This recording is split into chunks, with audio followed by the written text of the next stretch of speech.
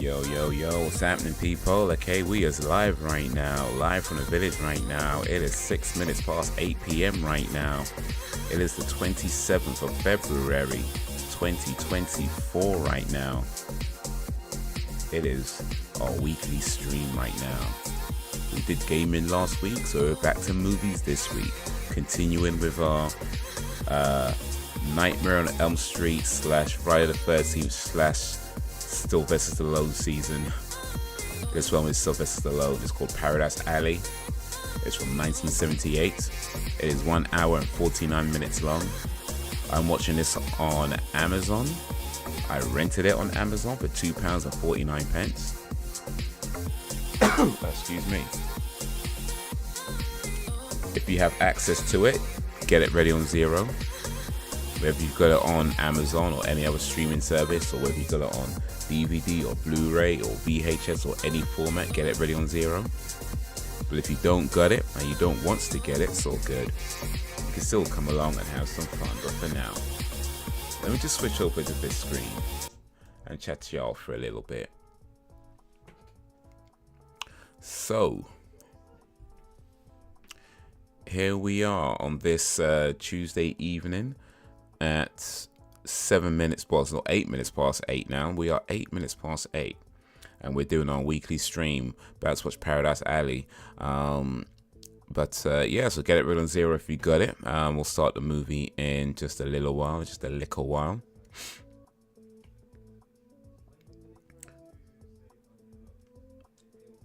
You know what?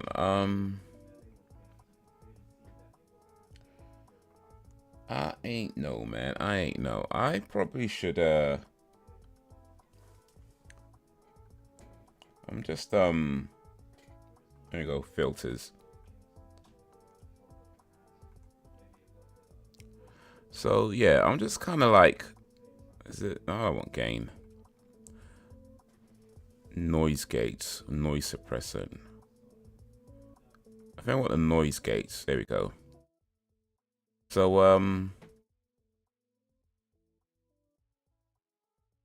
I want a noise gate to open.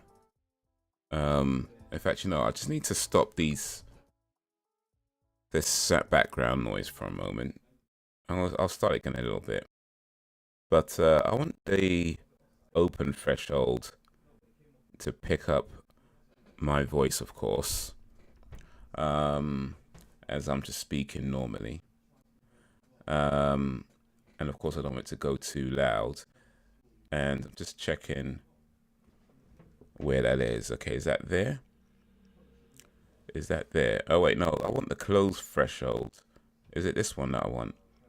I'm not so sure which one I'm doing. I'm not sure if this is even doing anything, to be honest with you. I'm just kind of playing around with these features. I'm not sure it's making any real difference to what I'm doing. I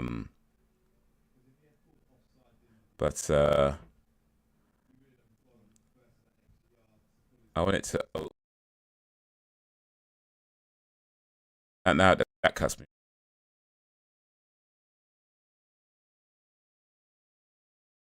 There, and it opened there. Is that about right? Back up a little. There, I think that's there. Need to open at -10. Cut it off at, I don't know what.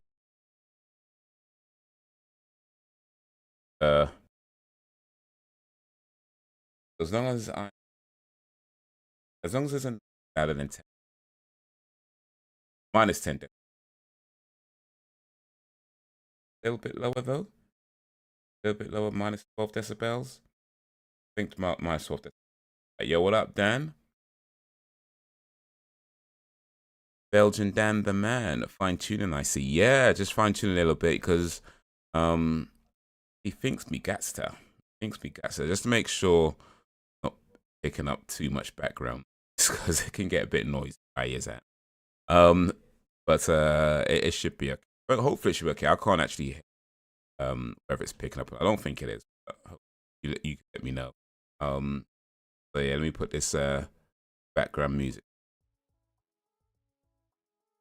There we go. But how you doing? I've been doing all right, man. I've been doing pretty good actually. I ain't gonna lie, man. I've actually been doing pretty good.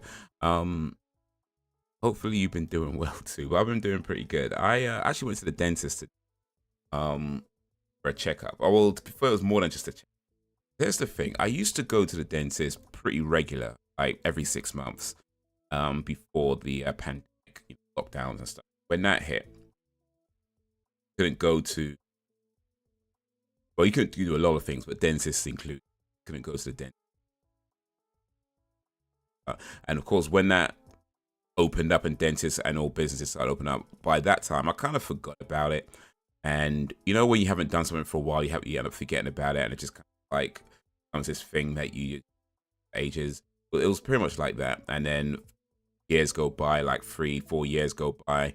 I haven't been to the dentist for years at this point. So I'm kind of like, I need to get back into going to the dentist regularly, especially because I started to get a hole in my, watch this a lie, I had a hole in my tooth years ago. Like I think I had a fill-in the back, one of my back teeth. It fell out and there was just a hole there. It was a small hole in the tooth. And it wasn't never causing any problems. And it wasn't, it was just kind of there. So I left that alone. And even though I've actually been to the dentist with that hole in my tooth, from before. Like I said, it's been there for years. It hasn't been a problem. It's just been there. But in the last, I want to say like 3-4 weeks, maybe, I've noticed that it felt like the hole had gotten bigger. Now, I don't know if that's just my imagination, right? Or if it actually has gotten bigger, I don't know. But it felt like the hole was getting bigger. And there still wasn't any pain, not feeling anything, nothing like that. But it just kind of felt like it got bigger. So yeah, I went to the dentist. And yeah, they did say, yeah, it's actually pretty, we need to do something about that.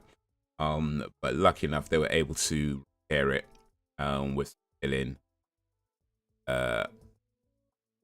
They repaired some other teeth as well, because apparently I had some other issues that were sort of minor, but they were like, yeah, we should do about it before, it becomes a problem. Able to do that as well. And they gave me some toothpaste I use for the next few. You're a fat 5,000. Yeah. There you go. You're a fat 5,000. I didn't give it to me. I had to buy it, but that's what they prescribed me. Got to use it for the next few months, and then I can go back to regular tooth. But yeah, indeed, good thing it was. I guess I got it before. Well, hopefully, I got it before it's too late. Of course, I have to come check it again in a little while to make sure there are problems. But so far, so good at it. Yeah, yeah, that's the thing, man. That's good to do, man. It's good to do. Keep them joints flexible, because we ain't young men no more, right? We ain't young men no more. We gotta look at that sort of thing, innit? Like we gotta be mindful of that sort of. We ain't young men. Oof. Gotta do them stretches.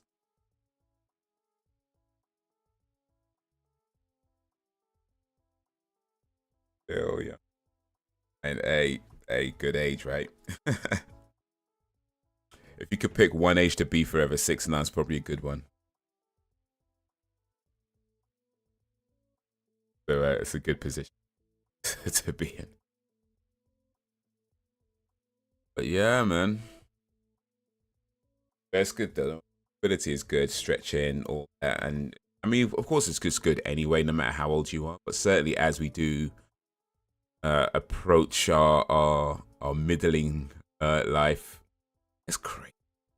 Aged. I'm middle aged right now. Because like when I was a kid, the idea of being in your 40s, middle aged, felt like old. That felt like those. Honestly, I don't feel like that.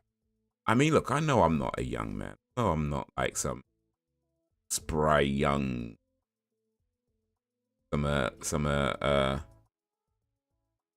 was it June Garçon. Am I saying that right? June Garçon. I'm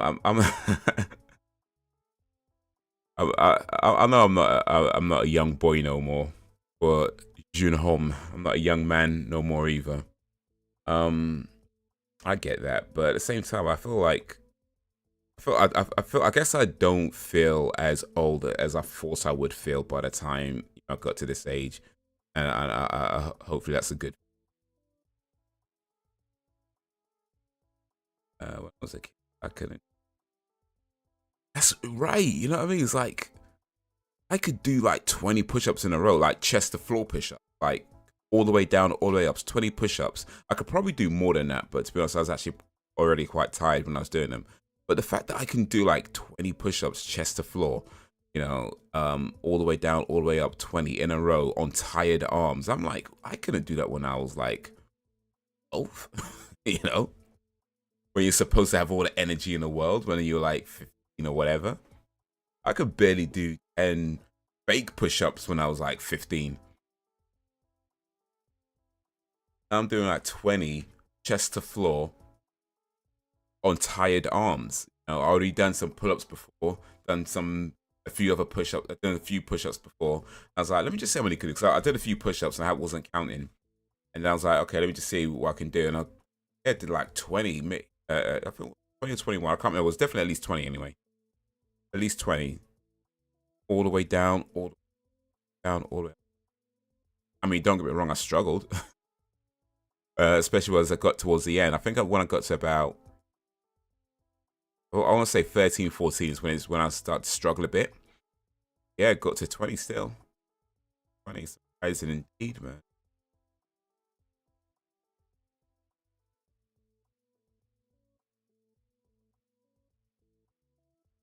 Yo, what up, Frozen G? Frozen G in the place to be. How is ye? Stronger and more mobile than when I was a teenager. Yeah, man. Stronger, fitter. Healthier. I had to do a health questionnaire for life insurance, right? And they ask you all these questions about your health. Have you ever had this? Have you ever had that? And I was just like, no, no, I'm mad. Like, there's all these like kind of health things. Like, no, look, do you do this? Do you, no, no, all no's. I don't know if that's a good thing or a bad thing. Either I've had a good life or a boring life. I guess. I guess it depends how you want to look at it. But I feel like I've had a good life. I feel like I've had a good. Days ago, or 3 lights in the sky. Head in a blink. Take a picture. 3 lights. Could it be?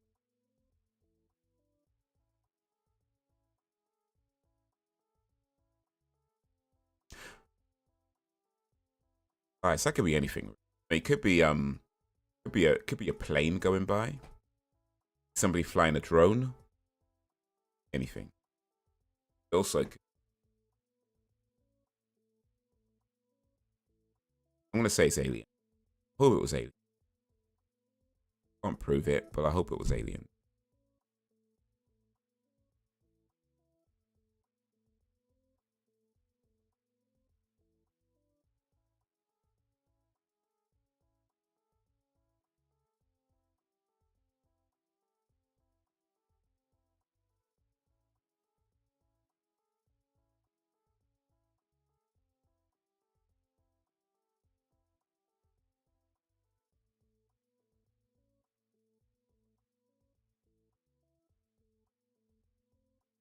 Dan, I want to say something. I mean, well, for everybody really, Frozen Gamer, you're in the chat, you're gonna hear it too. But Dan specifically, because I've been learning some stuff recently. The stuff that I believe Dan already knows. Pretty sure Dan already knows. I'm gonna say a few words, right? And Dan, you can let me know if I've got this right or not. Je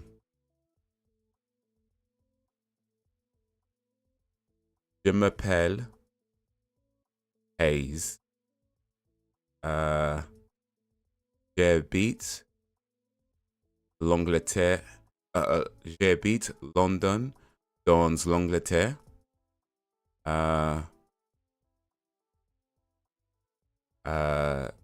J'ai oh, am I doing okay so far? Nice, good, good, good. um, oh, no,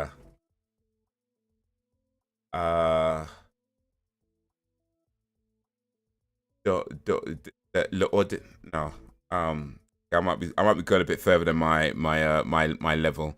What am I trying to say? J'ai l'ordinateur bureau.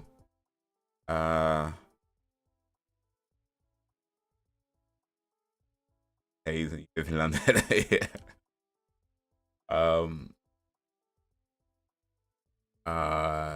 J'ai conduit voiture. J'ai conduit voiture noire.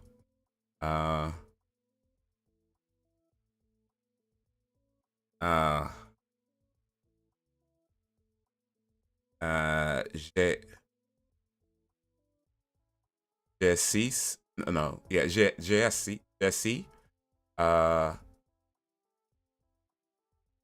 Et la table. L'ordinateur bureau. Ce table.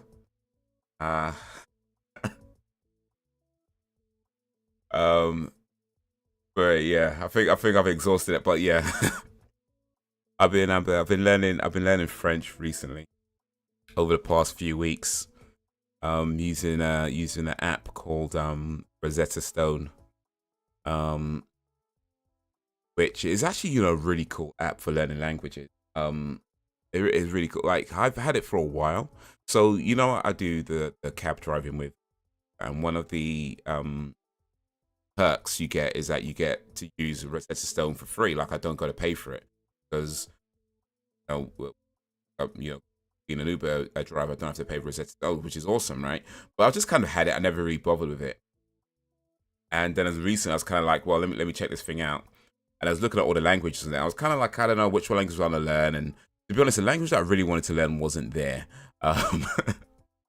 It wasn't there. I actually wanted to learn Yoruba, but that wasn't there. So I was like, all right, well, let's look around then. I kind of clicked on French because I used to do French when I was in school and never really paid much attention to school. I barely remember anything from those days, but I just clicked on that because that's I know. And then the way it teaches you the languages, I gotta say, man, like I gotta give props to it. Like I'm on week 5 of 6. I think I'm in the middle of week 5, and there's like 6 weeks in total. But I don't think I'm going to be able to speak French fluently by the end of it. But then that's kind of not really the point. It's more to just get you up to a standard where you could, understand the language if somebody's speaking. Especially if you go to French speaking, ask for things or understand what people are saying to some degree. So yeah, you're not going to be fluent in 6 weeks. But I feel like it does give you a good basic understanding, at least in my mind. That's how it feels anyway. I mean, I could be wrong. I mean, I've never been to France or a French speaking country, so I guess I wouldn't know until I do go. But I do feel like at the very least, like especially when I've had passengers in the car and they're speaking French on the phone, like they speak someone on the phone and they're talking in French, I'm kind of like, I understand them a bit. Yeah, it's pretty cool. Pretty cool. But yeah, trying to learning French right now. 5.5 weeks into a 6 weeks course with that, so we're almost at the end. Hopefully from there I could continue it and just improve and vocabulary and get better and stuff like that. Yeah. Glad I was able to be understood. Appreciate you, Dan. Appreciate you. All right then. Well, let's get this show on the road. We're watching Paradise Alley. It's a Sylvester Stallone movie from 1978. Talking about being middle-aged. This movie is middle.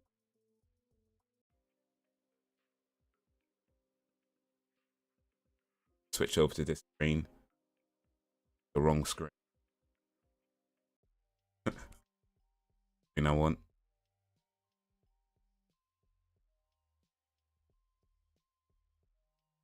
Get it ready on 0. Hopefully you're ready on already. 3, 2.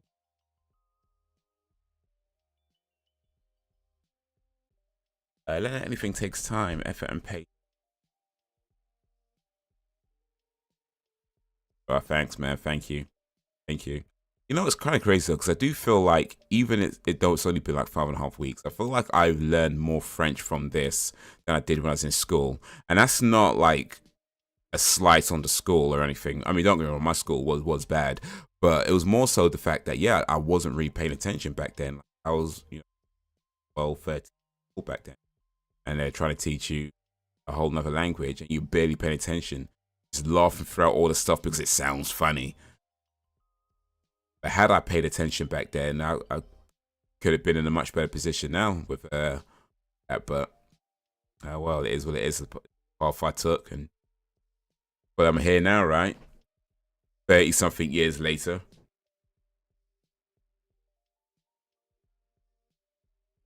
Finally learning it. Finally getting to grips with it. Yeah, motivation matters a lot. Oh, indeed, indeed.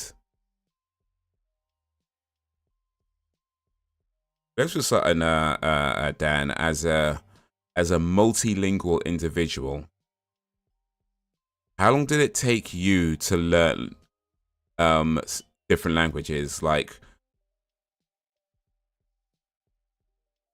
I'm somewhat assuming French is your sort of mother tongue, right? And then, but how long will it take to learn other languages? And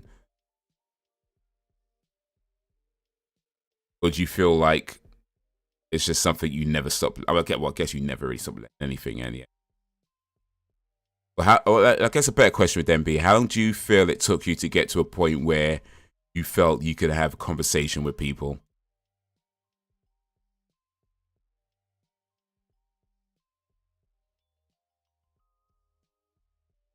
First day of the rest of your life, make it count. Yes, sir.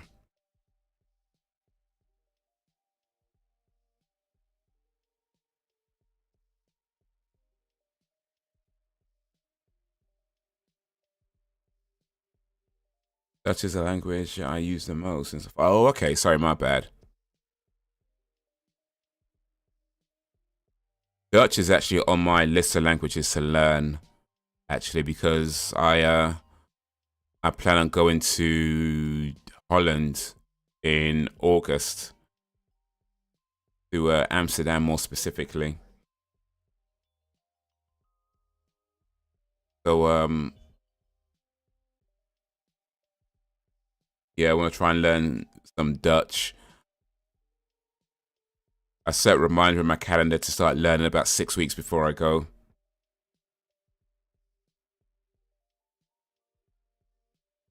When it comes to having conversations, I know. Okay, no, fair enough.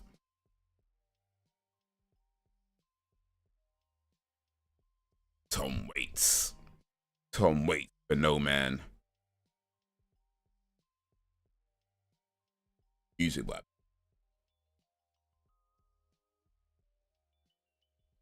The thing is, though, here's what I'd say about learning languages. I mean, in my basic experience of learning languages recent weeks, that I have tried a few different. I was saying that a language I really wanted to learn was actually Yoruba, and they didn't have it on Rosetta Stone. So I have looked up other language apps that have different languages on.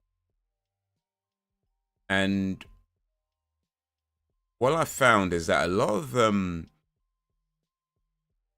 don't seem to teach you the language, as they just tell you a bunch of different words and phrases in that language, right? So you can learn, like, okay, the word for this in in this language is that. The word for that in this language is this. You can learn a whole bunch of different words, but you don't really have any context as to how to use those words. And it's and here's the thing, don't get me wrong, I feel like those apps have a place because, you know, for example, like there's one called Drops, right? Where it just tells you a whole bunch of words and it tests your memory on how well you remember those words, but at no point does it give you any context. Now that's good for like learning, like, sorry, for improving your vocabulary, right? I just dropped, damn.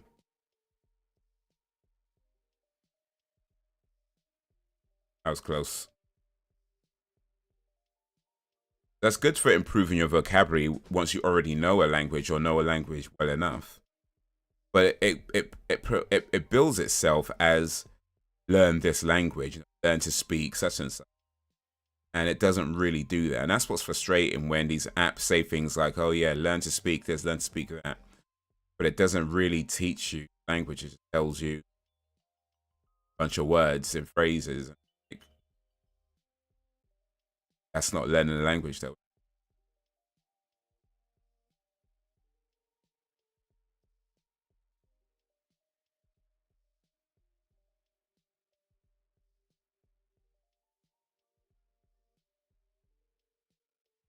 They should, oh, okay. I did actually.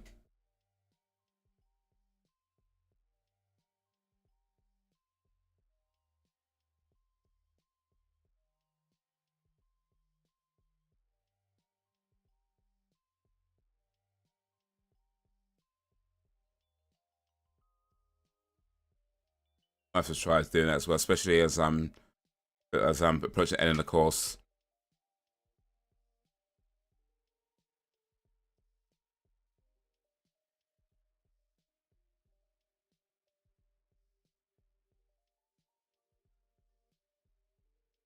Especially approaching the end, it might be a good idea. Like I have been, well, a few times I've watched a video on YouTube, like, you know, short stories in French.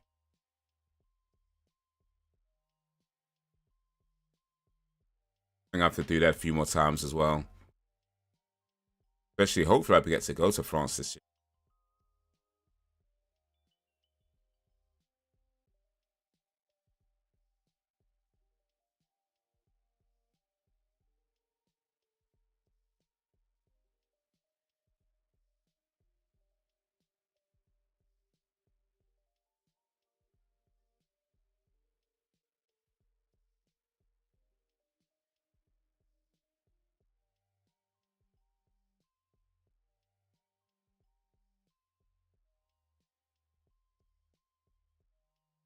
And the sound of this movie is so off.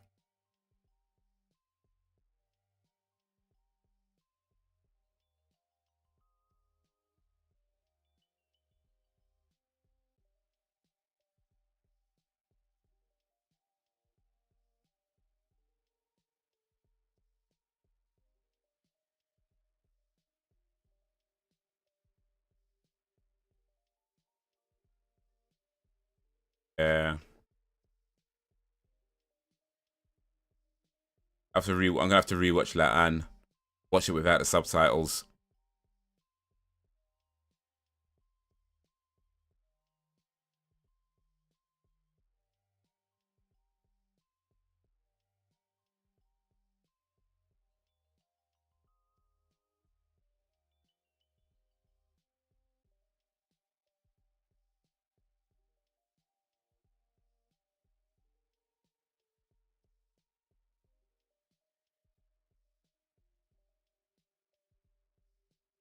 What for you was the hardest language to learn?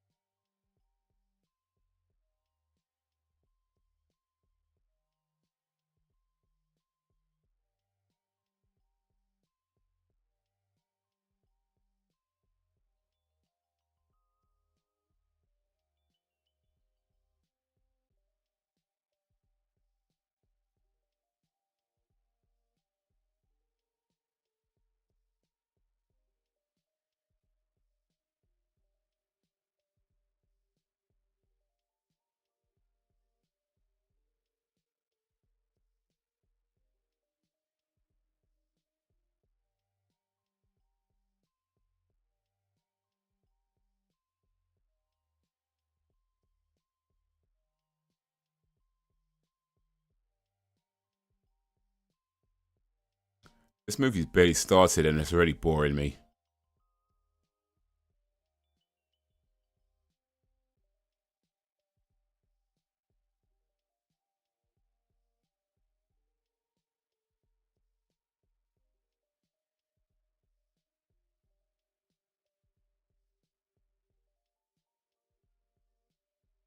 Oof.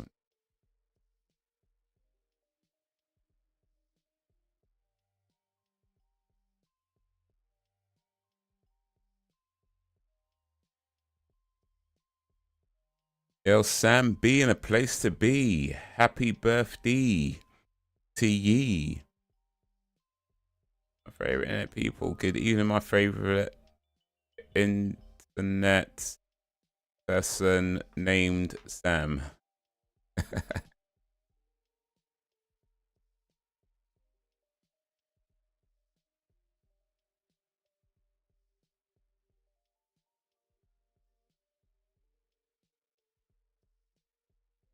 Today we're watching a film called Paradise Alley, starring Sylvester Stallone from 1978.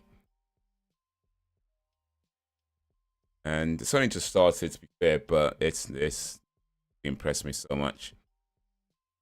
Let's skip this one now that I'm thinking about it, but oh well, we're here now.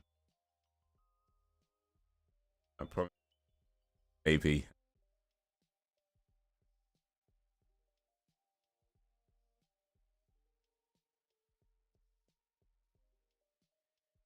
Sure.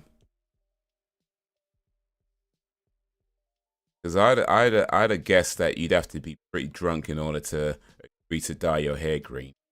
Like, I feel like only a drunk out of their mind person would ever dye their hair. Right? You must have been like gone when he's like, yeah, dye my hair green as a good. I'm playing. Sorry to say, but gotta go away, lay it all down. I appreciate coming through, Danny. Au revoir.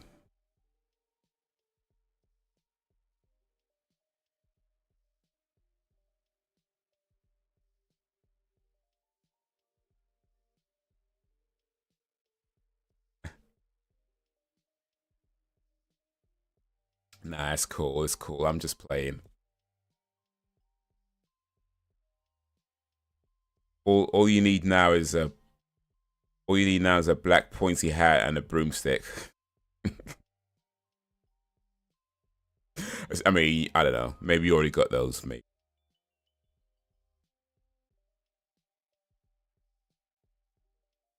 I keyed.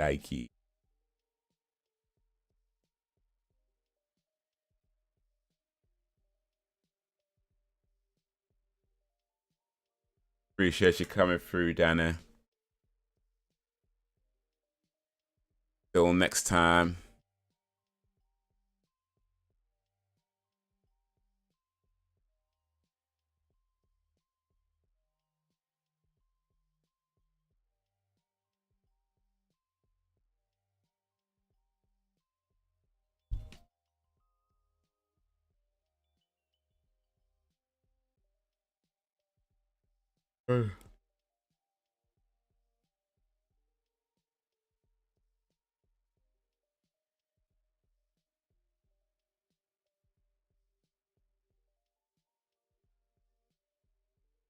Face. Oof.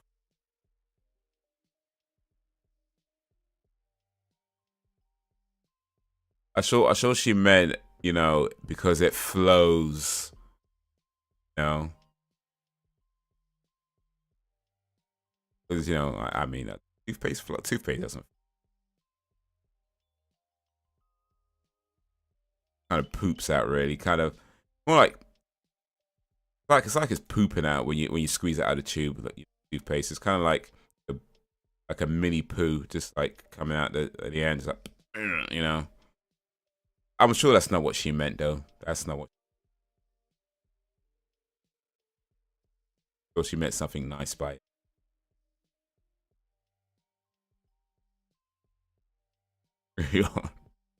Yeah, nah, your hair's cool. I'm just playing. I think I might dye my hair green though too.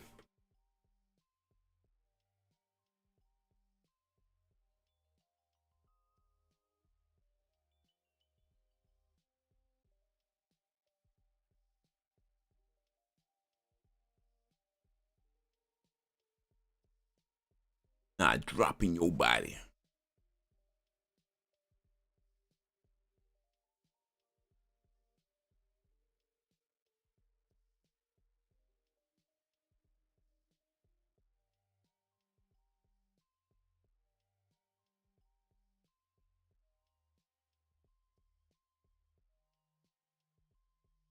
That's off. I mean, it's a dye job, so ginger. Actually, you know what? That might work, you know. I'm gonna guess that. I mean, if you did it yourself, which I think you said you did it. I'm pretty sure you did say you went to a hairdresser, so you didn't do it yourself. So professional hair dye, how much would that cost? I don't know. I'm gonna guess. Actually, wait a minute. No, I think you said the price once. I think actually you did say the price, or I might be thinking of something else. But I'm gonna say £60, 60.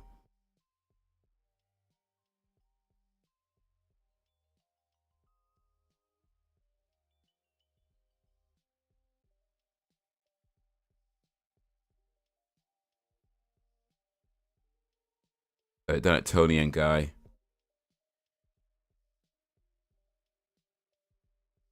Is that like I've seen Tony and Guy shops around. Okay, so maybe it was like it's probably a bit more expensive then. Maybe like 65, 70 pounds.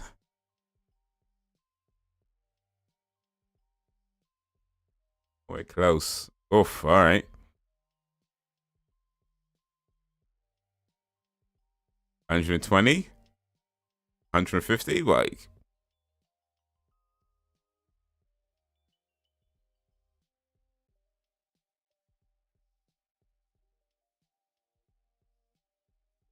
Oh, 200, 300. Did you have to sell a kidney to well, actually, you would have to say a kidney. You'd say you said your fellow page for it. So 217. Wow.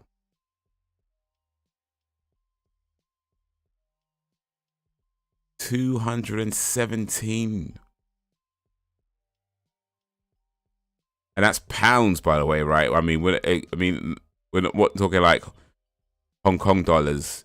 You actually mean £217, like British sterling. Wow.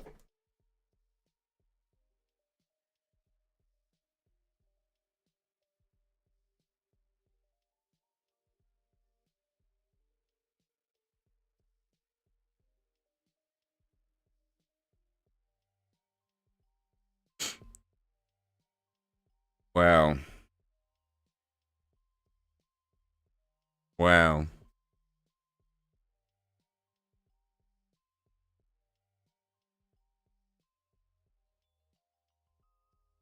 $217. Wow. What? I bought these hair clippers some years back. These were like 30 quid. I'm just saying. Next time I'm in a hole. Absolutely, be like, you know what? Let me just shave all your hair for you. I won't even charge you for it. Shave it all off. Shave it all off.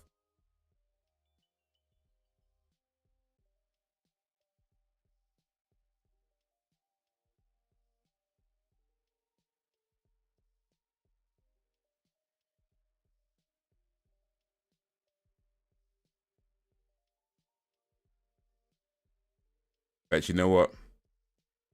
Next time you want your hair dyed, I might have to see if I can get your guy to rather than paying £217 to get your hair dyed, I might just go to him and be like, you know what? Let me a tenner. I'll just shave all her hair shave all her hair bald. That we don't gotta pay £270 to get her hair dyed. I'm just saying, I might have to do that.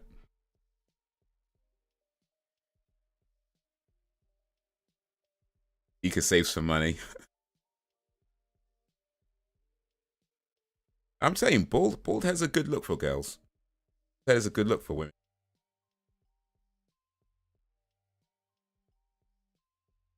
When I shave your head bald, you'll see. That is a good.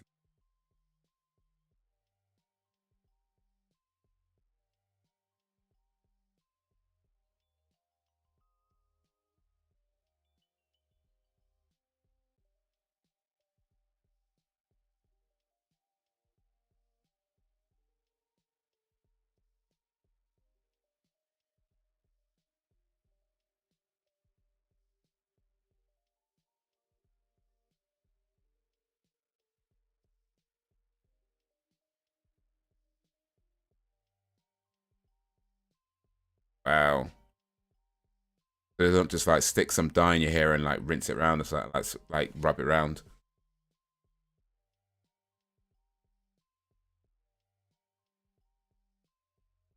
Oh, well.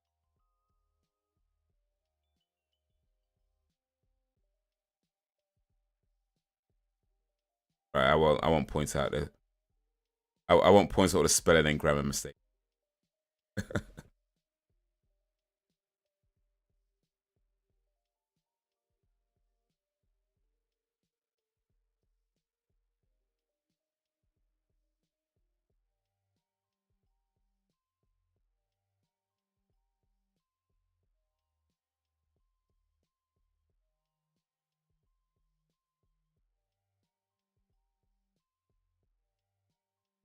This is scene that inspired Over the Top.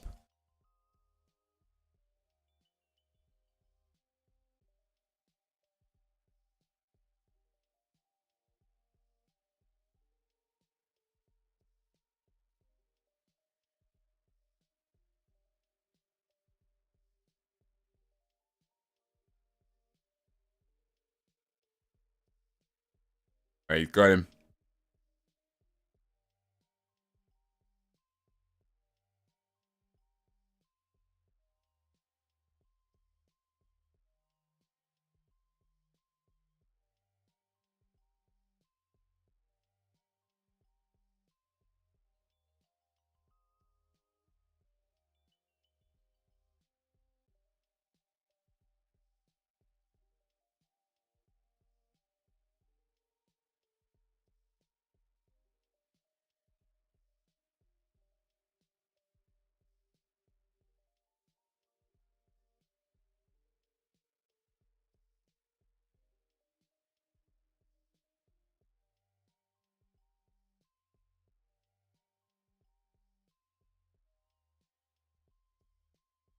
Getting serious.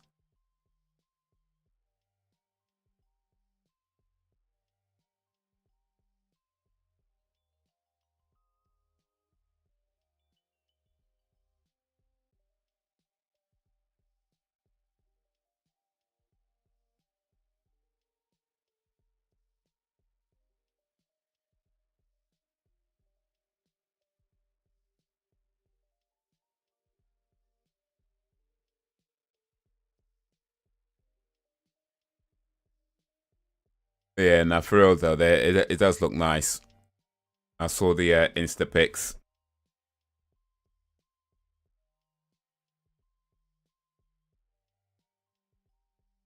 Uh, I got a new favorite person at a restaurant. Third one, Asian jumped.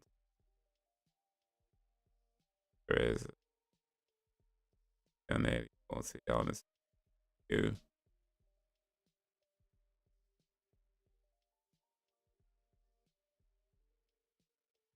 820 of you. Well, you are though 29, right? So she was spot on. Spot on, like 29.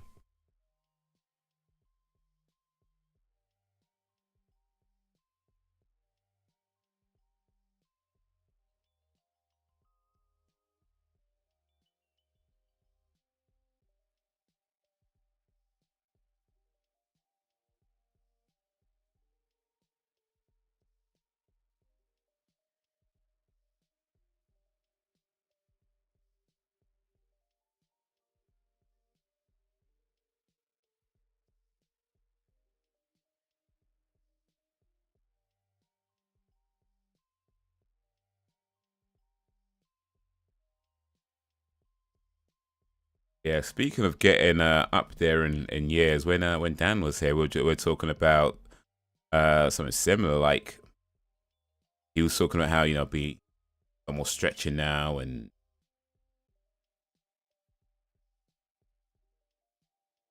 mobility move exercises and stuff like that. And I was just saying how at this age, at this big age, is like I feel fitter and stronger than I did when I was like in my teen years. It's kind of crazy, like getting older and getting younger at the same time.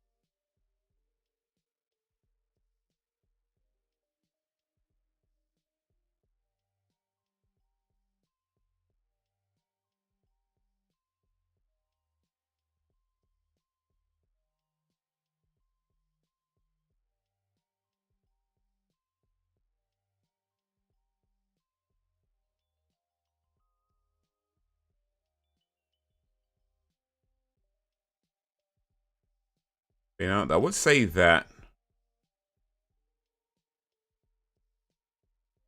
I mean, on that picture you posted on Insta,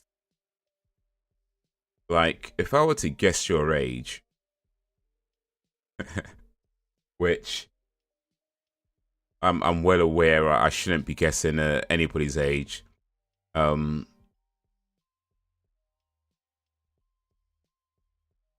Especially you're not supposed to guess a lady's age. Since you're no lady. I'm playing. If I was to guess your age from that picture, I'd probably I don't think I'd be thinking late 30s. Like I'd probably be thinking probably around late 20s, maybe early 30s at the oldest. Like from that picture.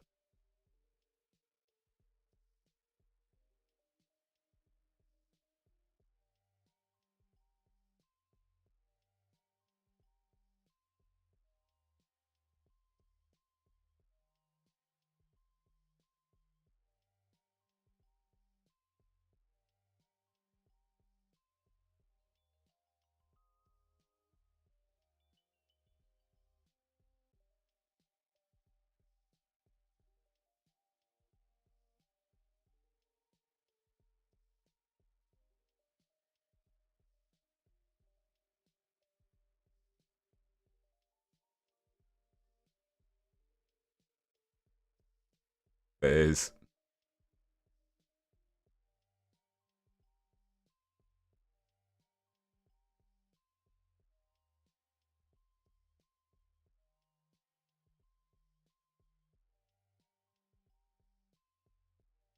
I guess that means, you know, by the time you're 100 years old, you'd probably still look like 25. Like, can you imagine that? Can you imagine being 100 years old and having the face of a? That's gotta be.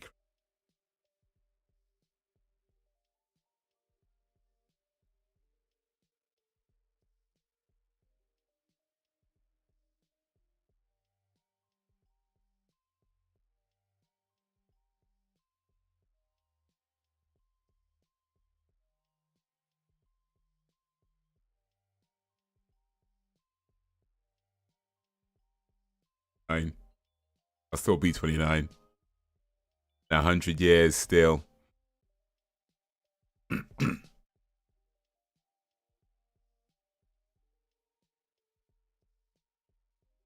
need to try some of that.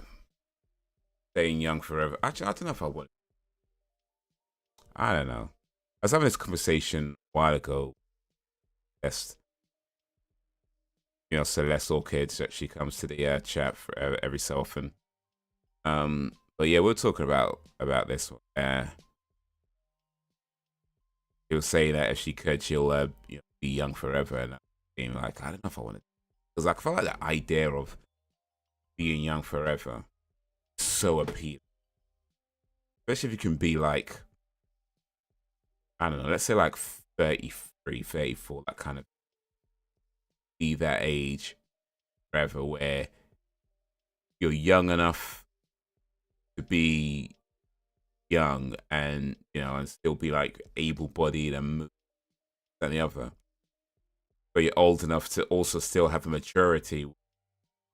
You know, you're not too old to enjoy fun things, but you're not so old where everything starts to become like a problem. Like, yeah, the temptation or the appeal of being that age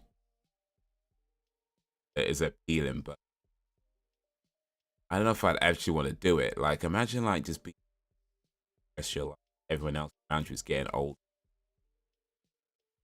Like you're watching like the people younger than you get to the same age as you, then get older than you, pass away.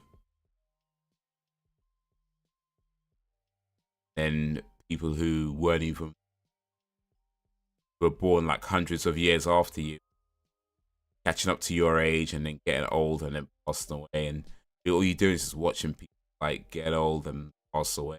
Like,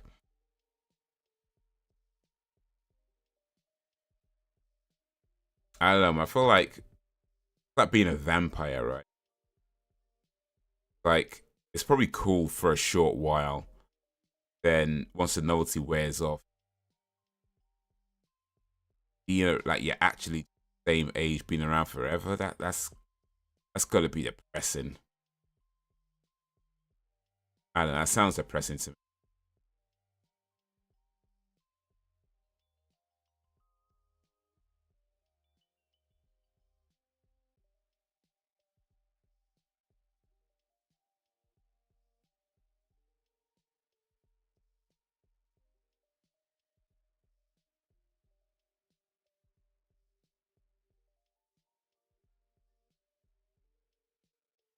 Like, well, so if you were a vampire, yeah, you could do that. But then you're stuck with that person. It's like how long do you like them for? Like you might like them now, but are you gonna like them in 10 years? Now think about like how many people do you like now? Or so let's say how many people like yeah, how many people do you like now that you didn't like, last year? How many people that you didn't like that you liked last year that you don't like now? You know what I mean? So it's like imagine that somebody being a vampire and you turn them and now you gotta stay with them forever. Either that or you can dust them. Upgrade every 10 years.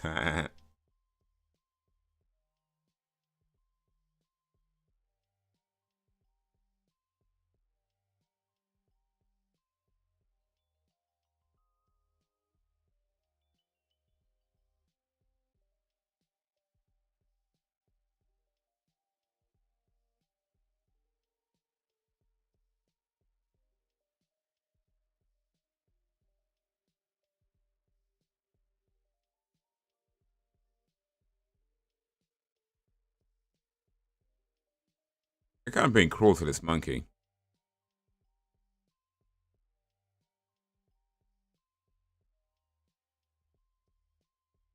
I guess a cool thing though is that like you can literally go everywhere in the world and just see it. Well, you don't see it.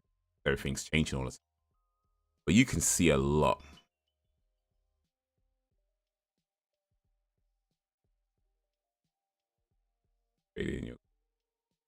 Ah, probably a lot cheaper too.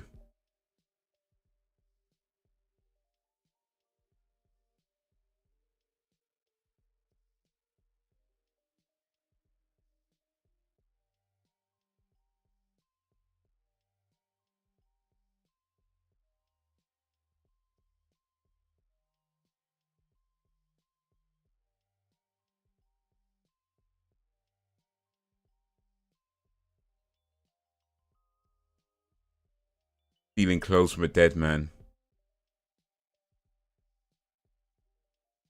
Need it where they are going.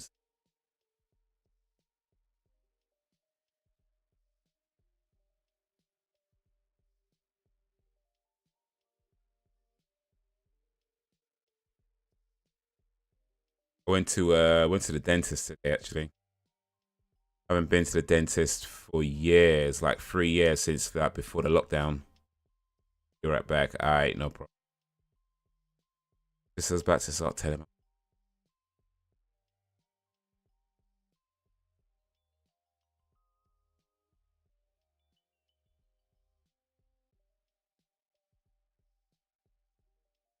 Alright.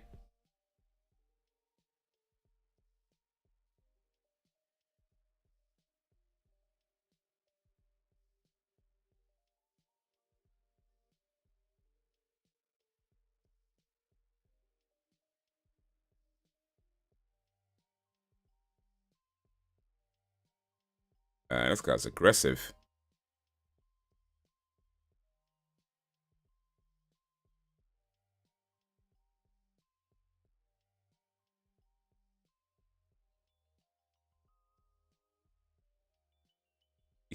It's 37 minutes.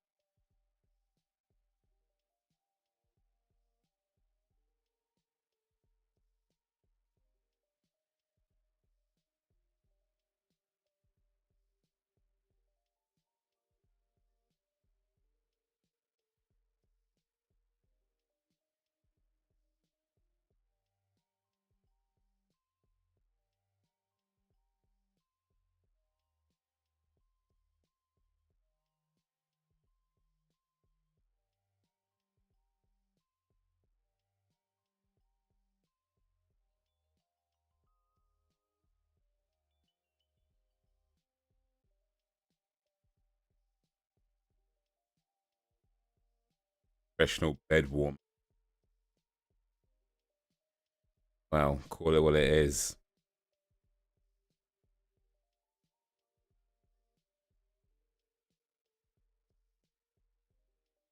Always call a horror lady. Their lives are hard enough as it is. It never hurts to be polite.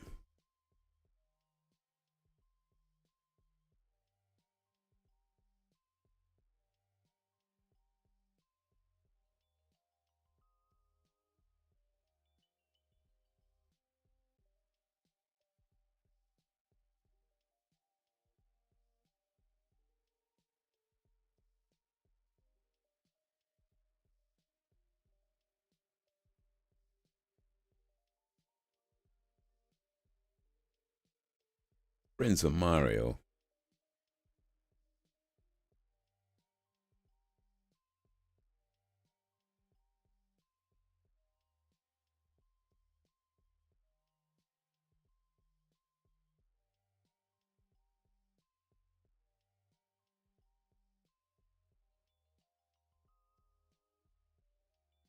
Paradise Alley. Alright.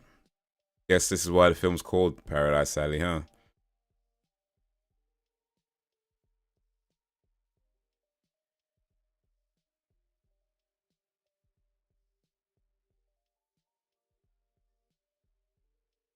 Like an exhibition match going?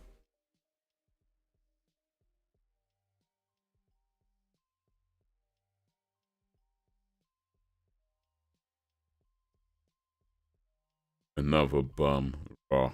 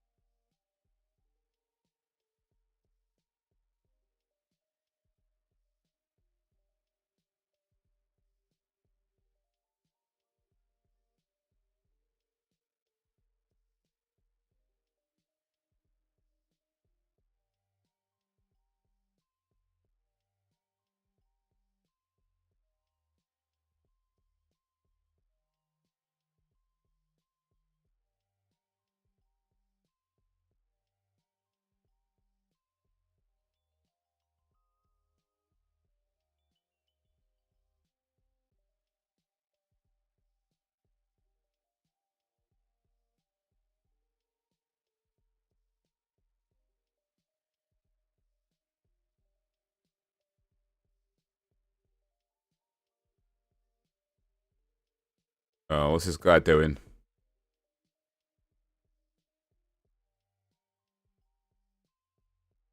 He's gonna get his friend involved in something he don't need to be involved in.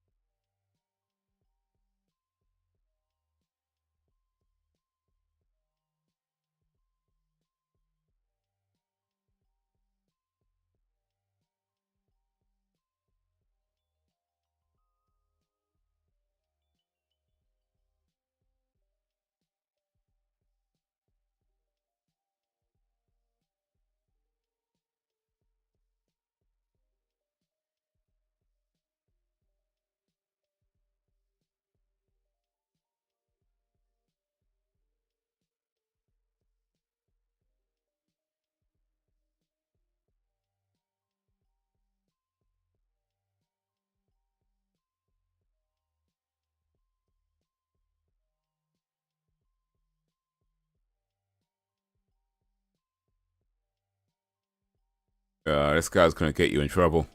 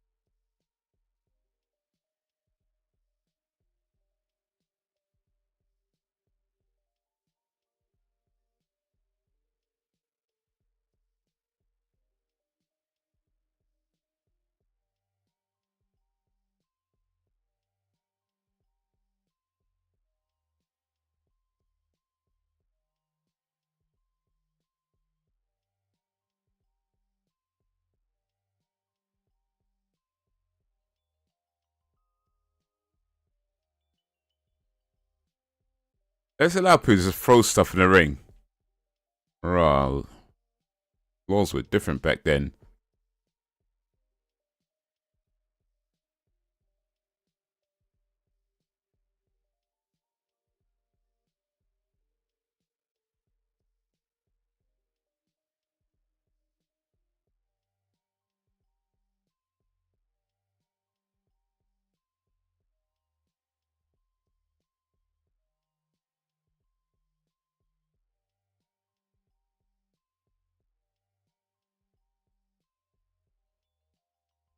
This is not gonna end well, is it?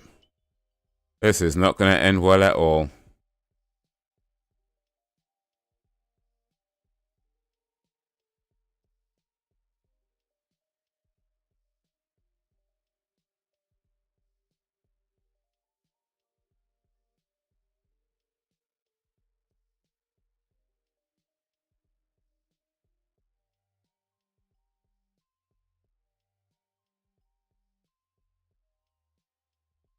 Shoulder ramming. I don't know if that's what it's called, but this is what he's doing.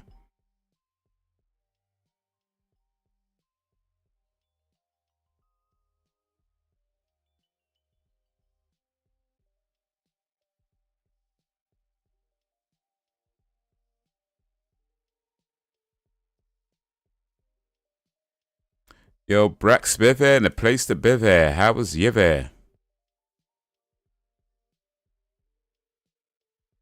Excuse me.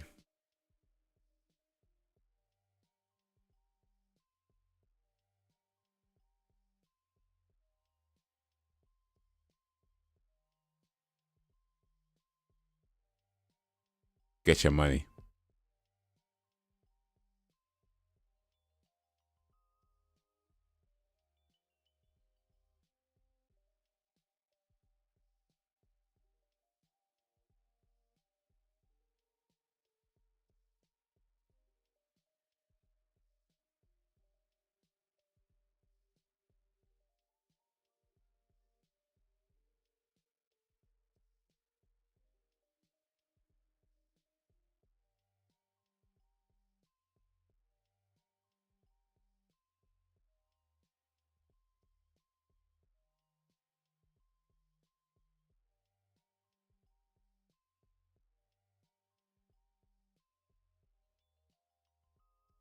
How you doing, Brax? How's your day going? How's your day been? Appreciate you joining this live stream.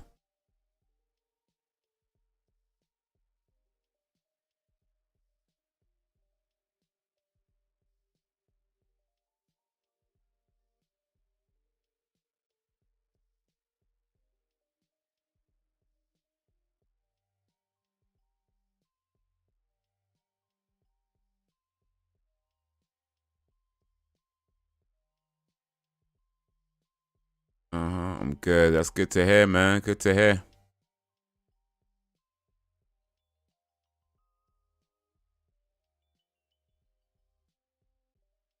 Uptown for Cosmo. I've been looking up how to make hot chocolate, right?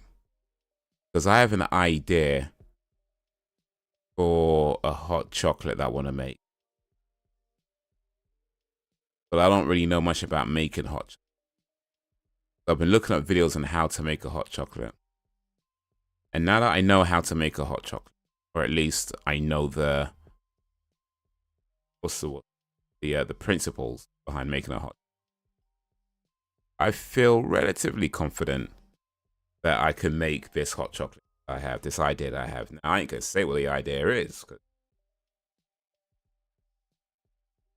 but I think it's a idea.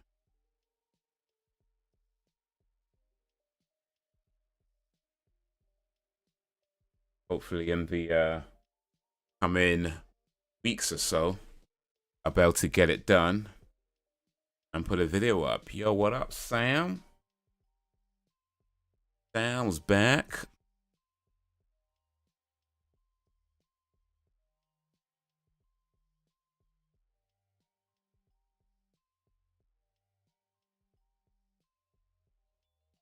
This girl's upset. I was just saying that that I have an idea for a hot chocolate, right? But I don't know much about making hot chocolate. I was looking at videos on how to make a hot chocolate. And now that I understand the basics of how to make a hot chocolate, or at least in principle, I've got this idea that I want to make. I ain't going to say what the idea is. Not just yet, anyway. I think it's a pretty killer idea. I think it's a pretty killer. But hopefully in the next maybe week or so, be able to get it made.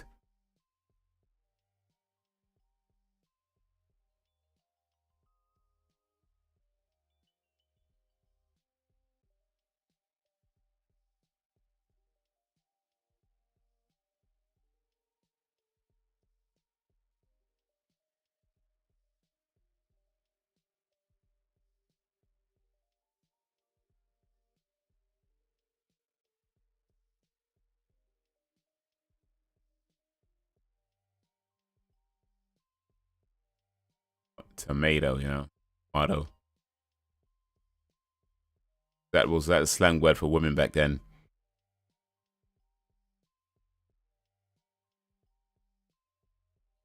But favorite hot chocolate is my favorite with marshmallows. Well, once I get this hot chocolate made, and once I put up the video and show you what I'm using to make it, And once you try that for yourself, I'm just saying it might end up being your new favorite hot chocolate. I know I'm talking pretty bold to somebody who's never made a hot chocolate before. I mean, I've never like made a hot chocolate from scratch, I should say. I've made hot chocolates before, right? I mean, you know, the sachets that you buy, that, you know, them crappy little sachets that you buy. But in terms of making a hot chocolate from scratch, I've never done that before.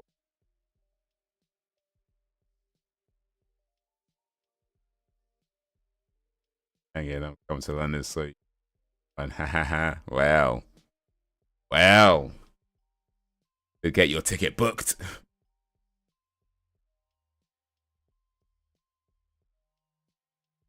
You know, it's like £100 return ticket from Hull to London, or from London to Hull. I don't have to say it another way around, but from London to Hull and back was it was like £97 return ticket that I paid, right? And now I've gotten train tickets to cities before, so I say that's probably about averaged for most, you know, sort of city trips from London to somewhere. But the crazy thing is that like I can go to Paris on a train for £80 return. Like, figure out how mad that is. I pay £97 to go to Hull. Yeah, to return ticket to Hull. I can go to Paris on a return ticket for £80. How is it cheaper to go to Paris in a whole nother country than it is to go to Hull? Like, that is mad, right? Somebody got his girl. Well, it wasn't really his girl, but a girl that he liked.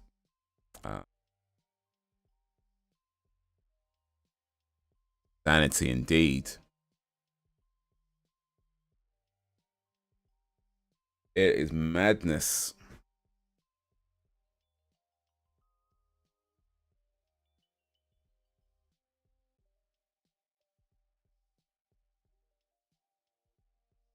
I do want to go to Paris, by the way.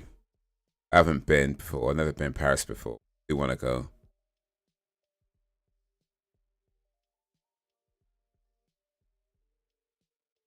Trying to organize with some friends, do a day trip to Paris, and they've all been like, yeah, we should do it.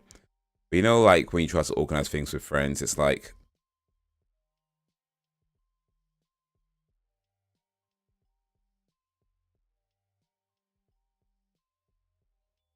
everyone's saying, yeah, we'll do it, but then it's like nothing happens. So hopefully we can get it done, but if not, then I might have to just go my Jack Jones.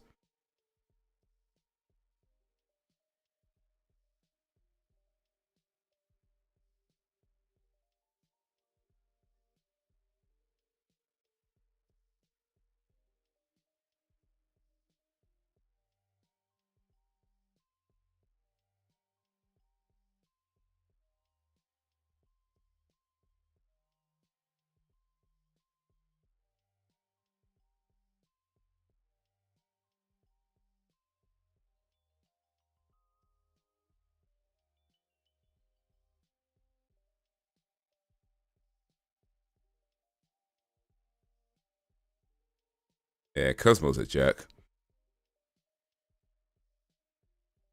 I don't know. I don't have friends. Make plans with. I used to, but doing the mom thing. Go to that often. I get that. Priority shift and all that. You could be one of those like deadbeat mothers though that just like abandons the kids somewhere and just like, but you know, yeah, I'm not gonna buy them no food. I'm not gonna buy them no clothes. I'm not gonna take them anywhere. I'm just gonna take this money that I have and just, you know, go to Paris for 3 weeks and just leave the kids to fend for themselves. You could do that. I'm just saying it's an option. It's not necessarily a good option, right? It's maybe not a wise option, but it is an option.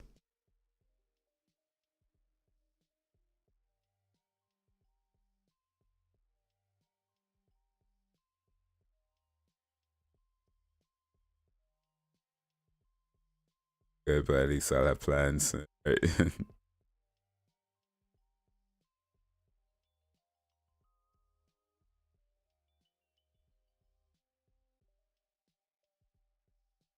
Yeah. But I mean, you could probably still go somewhere though. Like, I mean,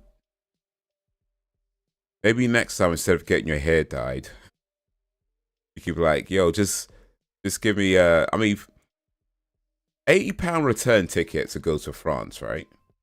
That means you could go to France for a day, have coffee in Paris, you know, maybe see a few things, walk around, check some stuff out, eat there. You could probably do that for less money than your hair costs. That's pretty mad to think about as well. Actually,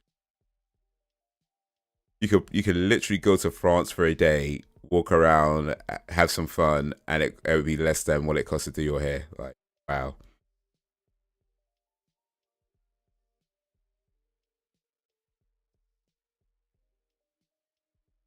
that's it. Let's go in and yeah, oof.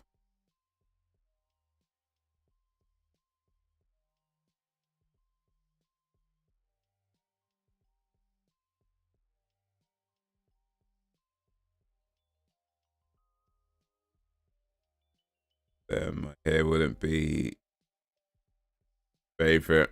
Well, guess that's a trade-off. That's the trade-off, right? You could either have really cool hair, or you can go to France for the day.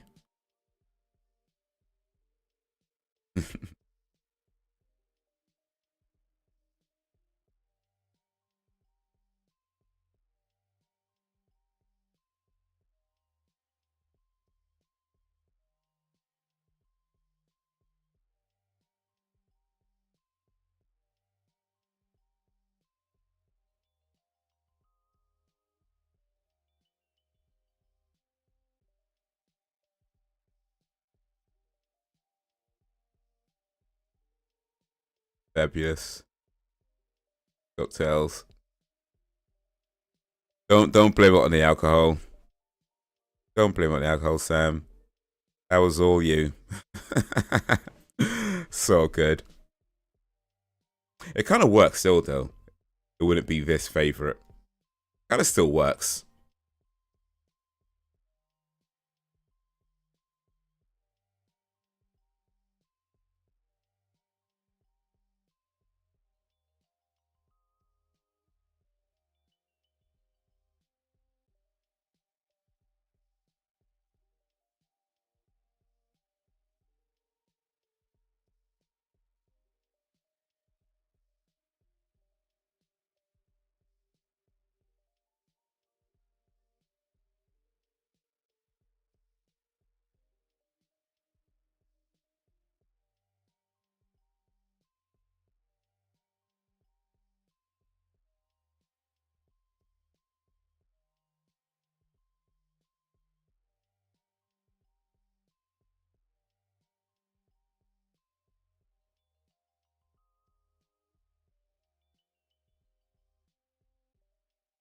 Yeah, Stone was kind of a waste man in this movie.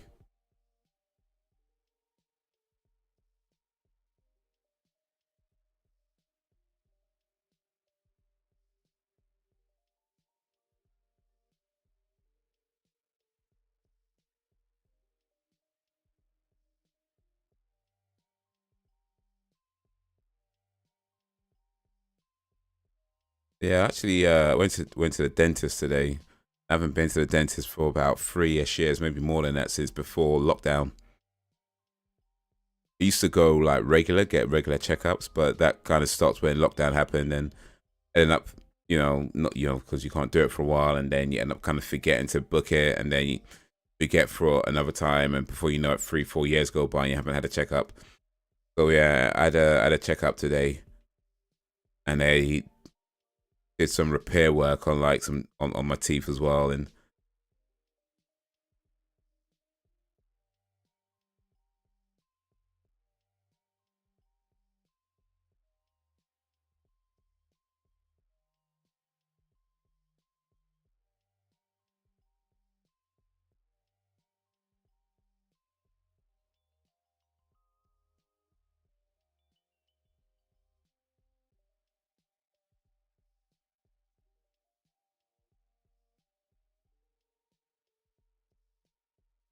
appointment.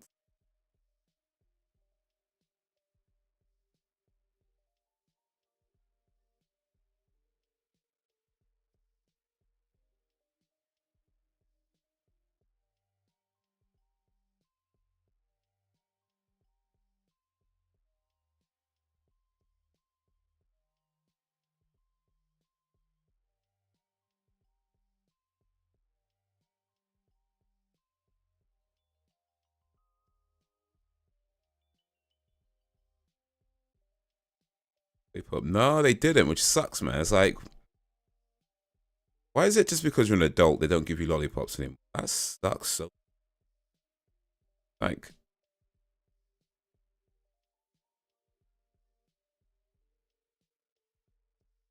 like, I just might do that. I just might do that. Just like you got to pay for your treatment. Granted, it's subsidized because of NHS, but you still got to pay, and you don't get no lollipop. But it's like, mate, come on.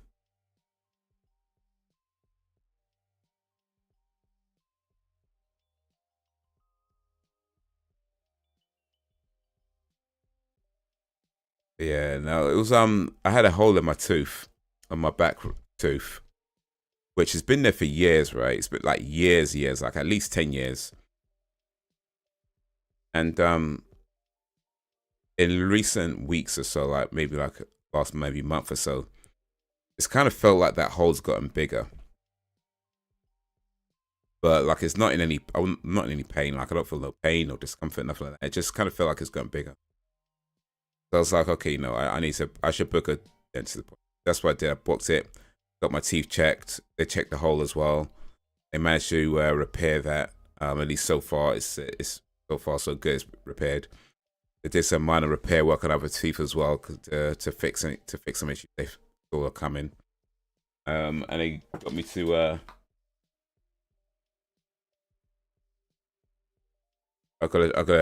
They subscribed to special toothpaste. Me. I got 3 tubes of this that I'm gonna use for the next few months. To there you go. Yeah, I didn't even get a sticker.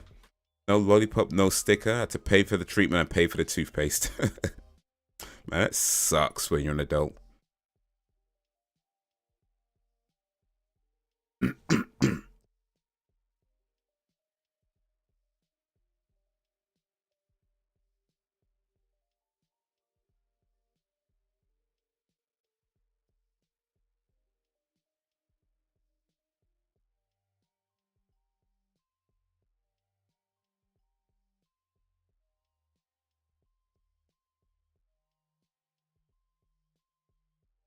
Big to try. Ice.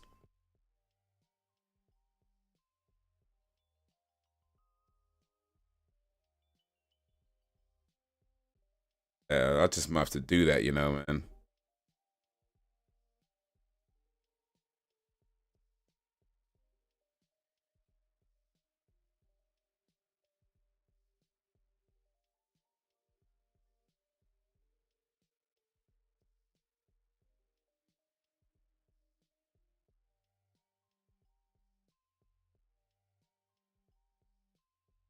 I might have to do that, man. Like, listen, yeah.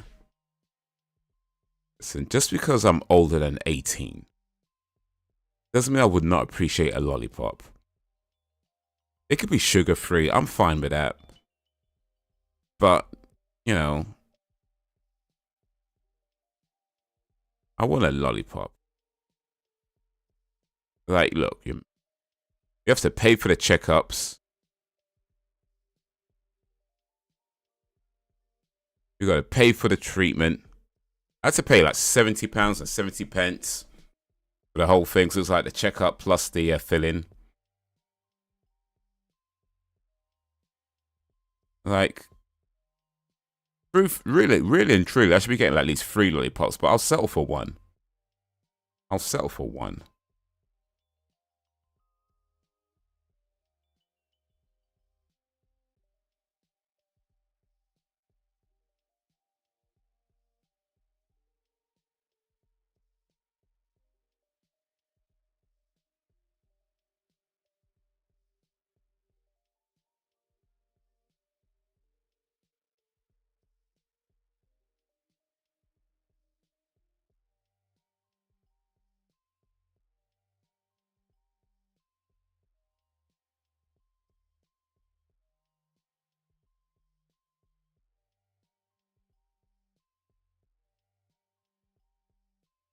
But yeah, to be fair, they did a good job though. Well, I feel like they did. I feel like they did good.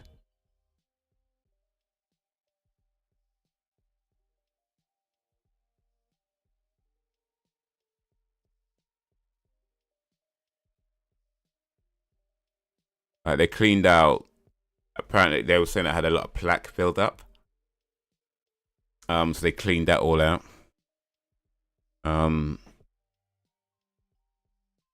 Yeah, they filled up the holes in the two, so they're gone.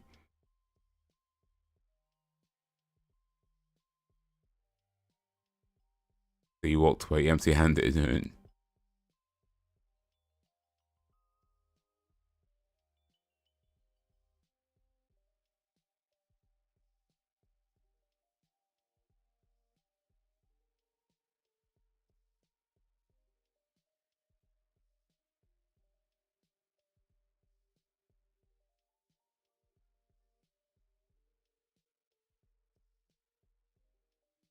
Stallone's upset.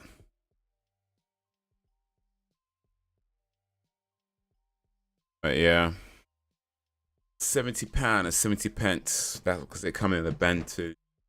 Like if it was just a checkup, it'd have been 25 something. Because I had to get the fillings done, it was £17, 70 pence.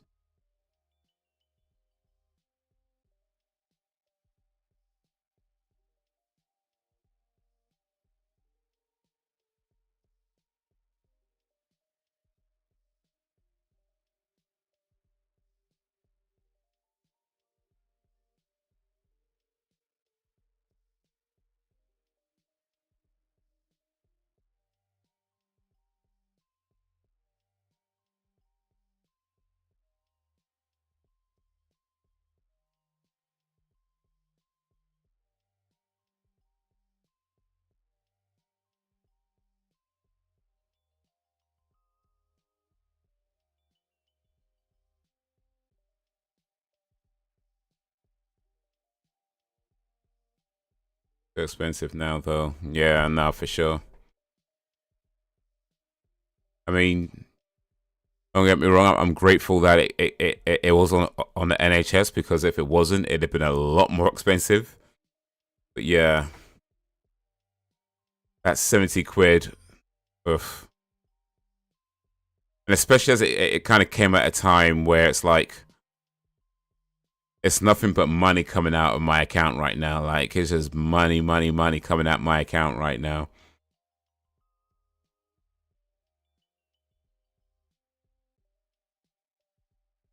You know, and it's kind of like, I mean, it's expected. You know, with the whole house that I'm buying, like there's various like lawyers you got to pay and solicitors and this and that, and of course on top of that you just got your regular bills and your regular things that you got to do. So it's not it's I know why, but it's just that plus this, and then this happened, and then with the cab work I have to do like this course now for cab drivers, and that was like another 50 quid, like 47 quid something for the course. That's another 30 something pounds for the test. So that's coming as well. Well, that's here, but I've got to do that to keep the license. So it's kind of like all at once. You know what I mean? All at once. But once it's done, and just getting through it. No, the mortgage is still ongoing. It takes so long, man. It takes so long. So I've done all that I can do for now. What's happening is that the solicitors need to do what they call searches, where they check things like underground tunnels and stuff like that. But that takes like 3-4 weeks, they said. So when was that? About a week ago, I think they started that. So maybe another few weeks. But yeah, that's ongoing.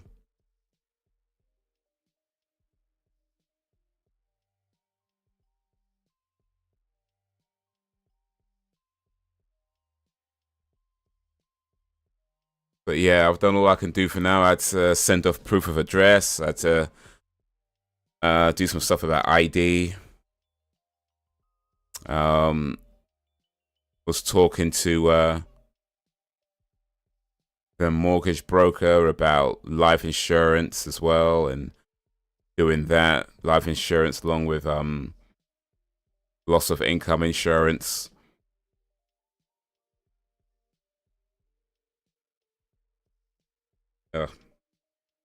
Nearer to the time the mortgage starts, I'm gonna have to look into doing a landlord insurance.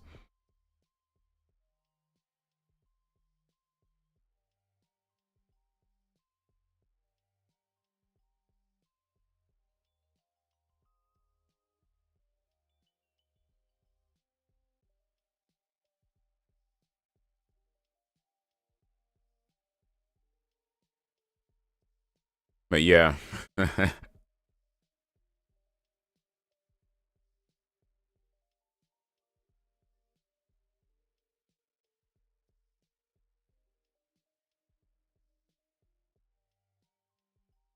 But yeah, oh yeah, it's a lot. It's a lot indeed.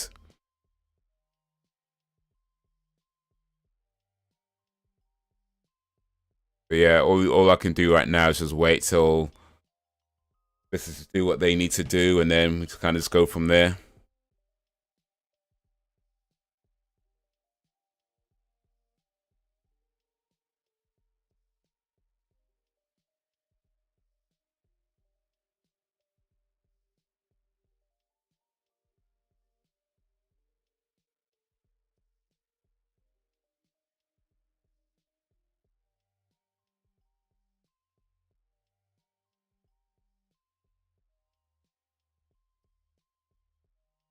But yeah, so far so good though. So far so good.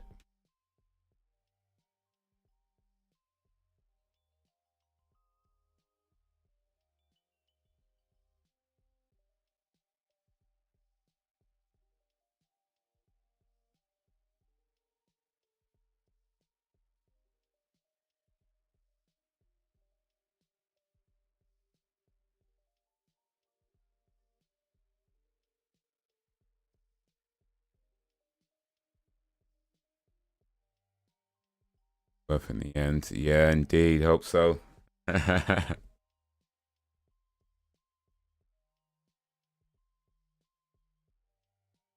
yeah, it's just all the stuff you got to do in the meantime.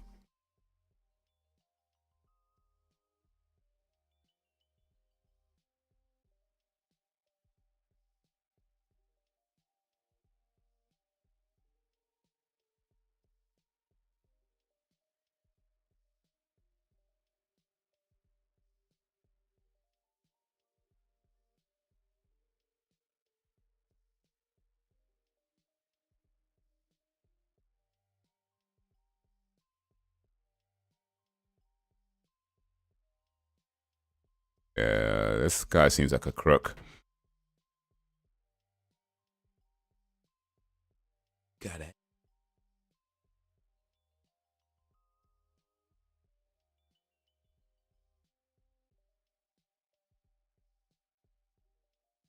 Yeah, I mean, it'd probably take at least. I mean, where are we now?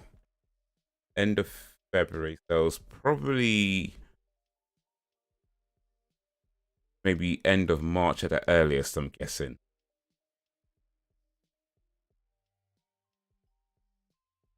Maybe even in April. Might go into depending on this, that, and the third, but still got a little while to go.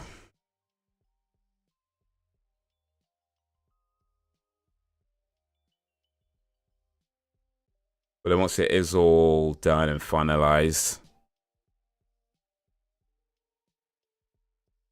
I'm gonna have to look into getting things in the house fixed up. So yeah, I think my bank account's gonna be bleeding money for a while.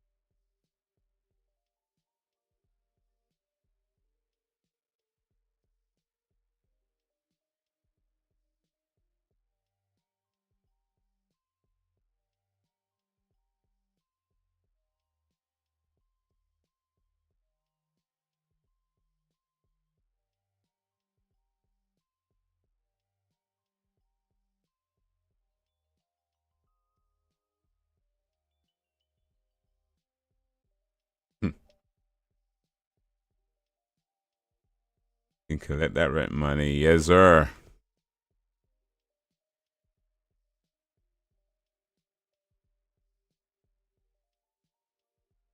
Yes, sir.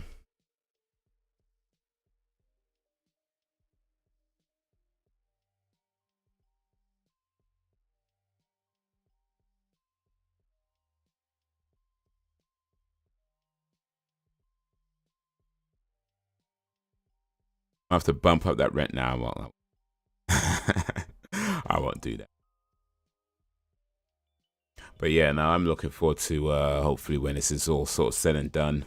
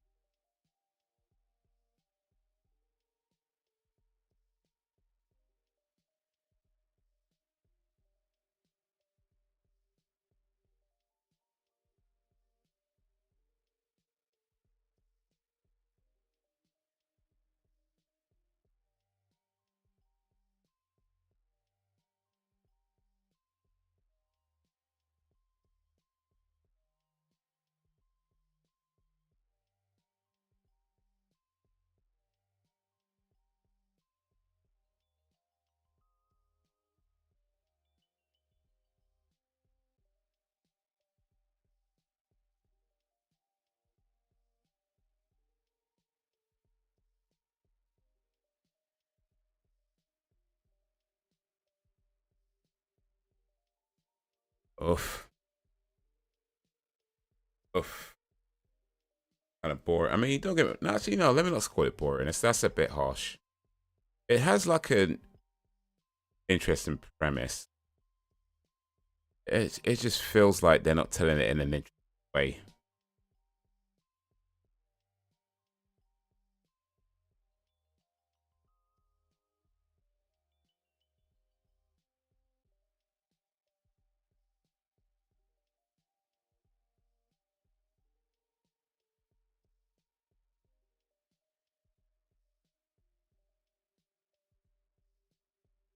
Imagine you. Yeah. God. That was late. That's train ticket. Bang on the door. Oh, you best know it. It's no. Listen. When I say 3 o'clock, I mean 3 o'clock. Not 1 minute past 3. Not 3 o'clock and 1 second. I mean 3 o'clock on the dot.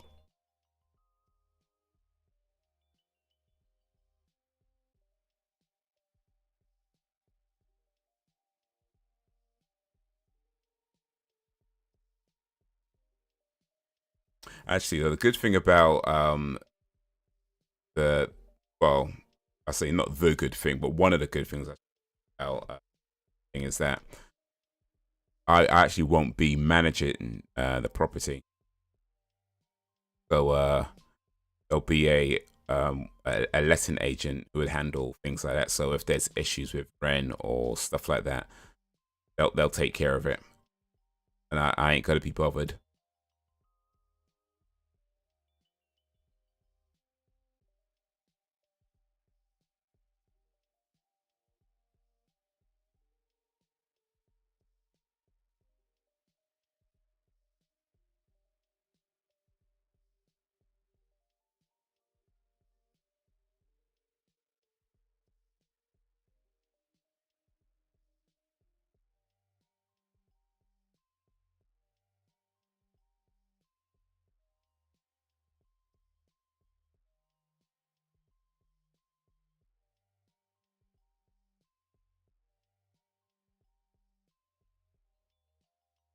Because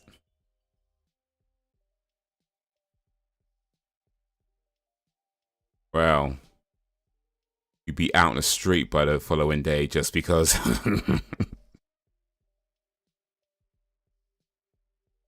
All right. We're changing the locks.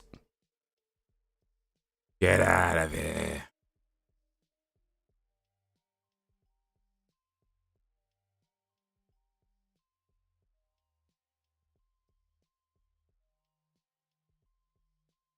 Yeah, they actually do have laws in place where you can't just kick people out like that.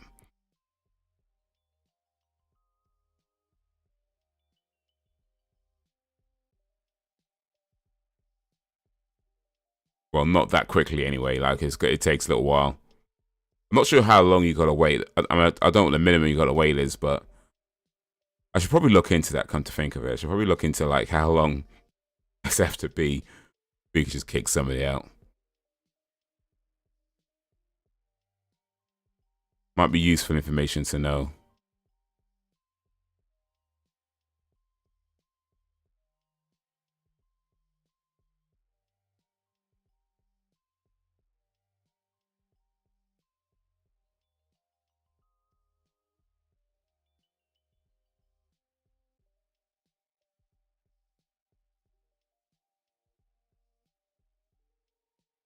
That's just breaking stuff.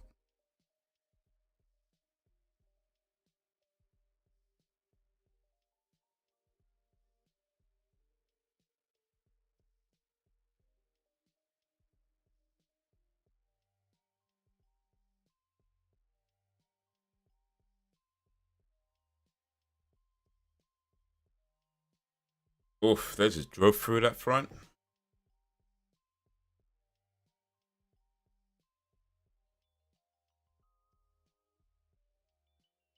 So have you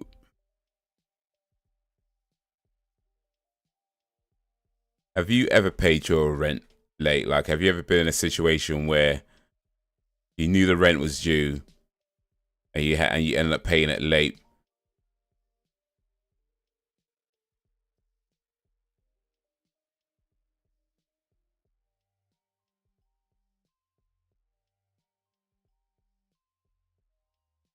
I feel like I've been a pretty good tenant in my days. I've never. Well, I think the latest I paid it was like I think it was like a day, maybe 2 days late. I think I did that once. But yeah, I mostly paid it pretty much on time.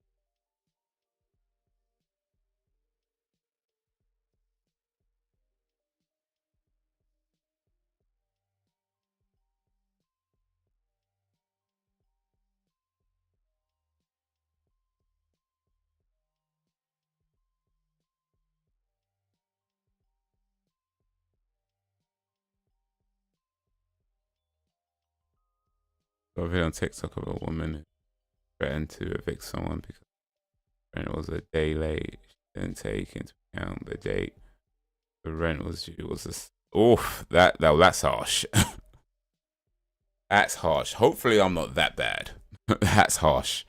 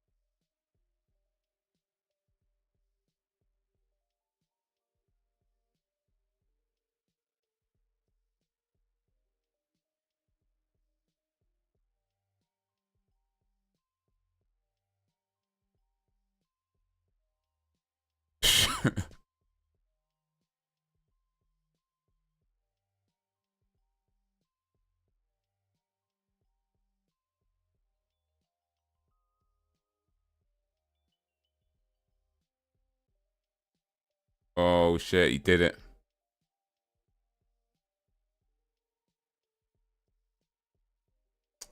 Goodbye, big glory.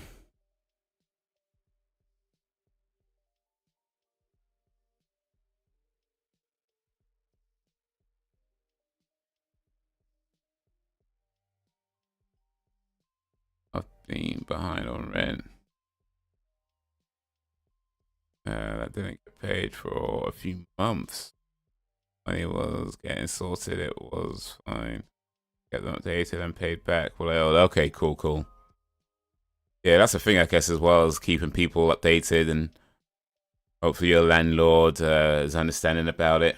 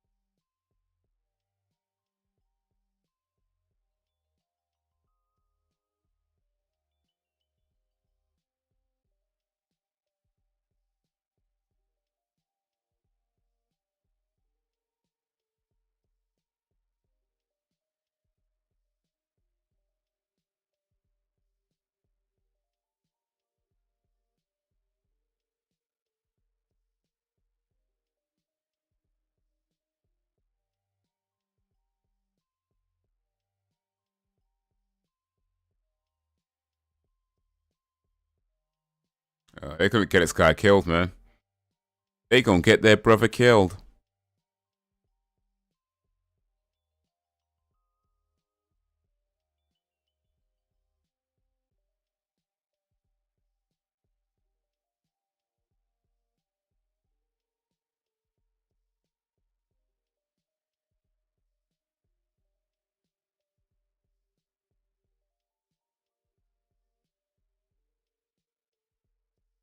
Here's what I'd say though when it comes to buying a house. In my limited experience of buying a house, I feel like I can give this piece of advice with some level of confidence. Whatever the deposit is that you need to buy the house, or whatever amount you need for a deposit, as much as possible, try to have at least £10,000. And I know that's like easier said than done, because 10,000 ain't no small amount of money in and of itself. But whatever the deposit is, try to have at least £10,000 more than that. Because like,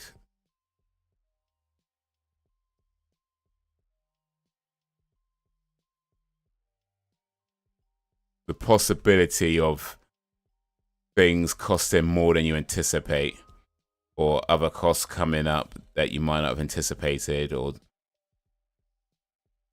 I wouldn't say it's high, but yeah, it's kind of like likely something's gonna end up costing you more than you anticipate, most likely, or at least seemingly. So yeah, whatever the deposit is, have at least 10,000 more.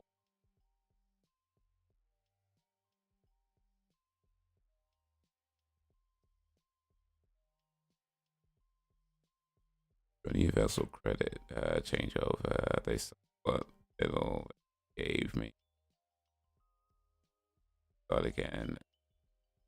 I ran for 2 months. They other ran set up a payment plan for the amount owed. Okay, nice. Okay, that's pretty cool. That's pretty understanding. Like, be able to pay the rest of it, like sort of bit by bit over the period. It was cleared.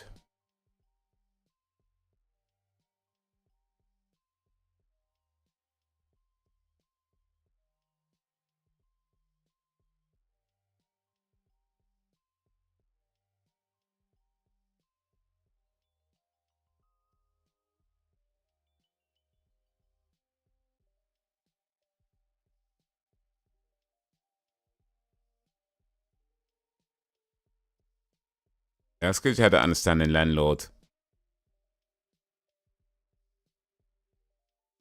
It could have been so much worse if you had one of those TikTok landlords.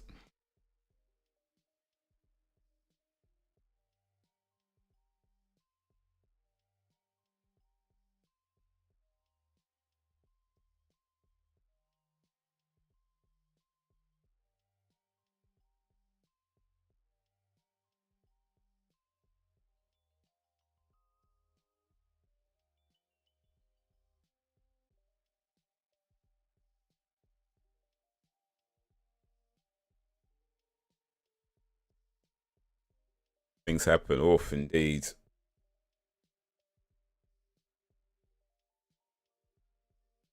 Things don't always go according to plan. And even when things do go according to plan, they don't always go according to plan.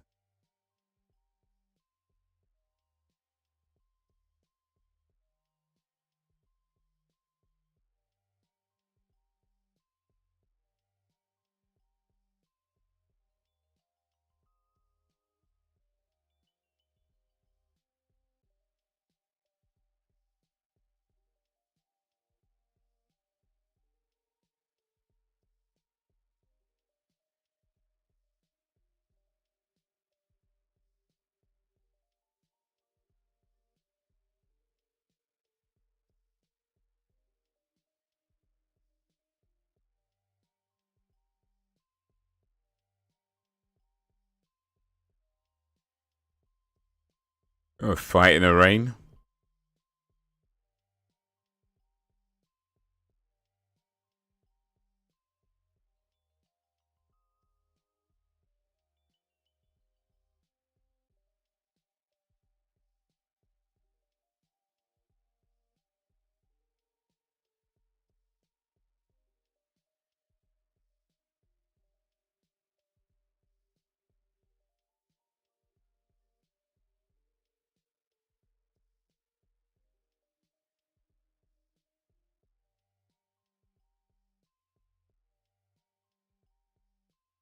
Alright, this guy's just talking. This guy's talking like a pro wrestler.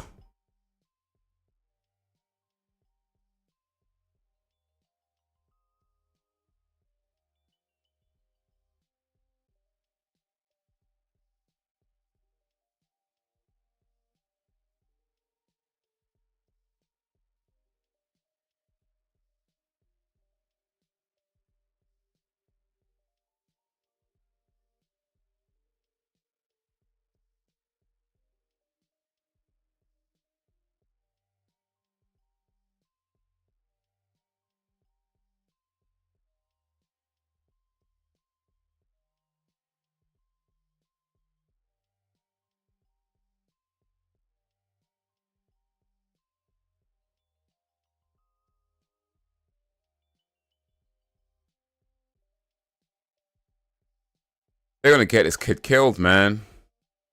They're gonna get this kid killed.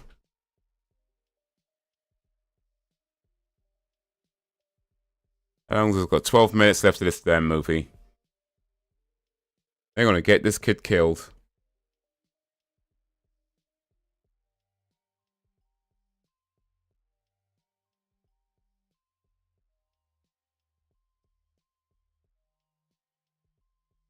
That said, like, sometimes you just gotta do what you gotta do to get to where you wanna be, you know? No, that's how it goes. Sometimes you gotta do what you don't wanna do to get to where you wanna be.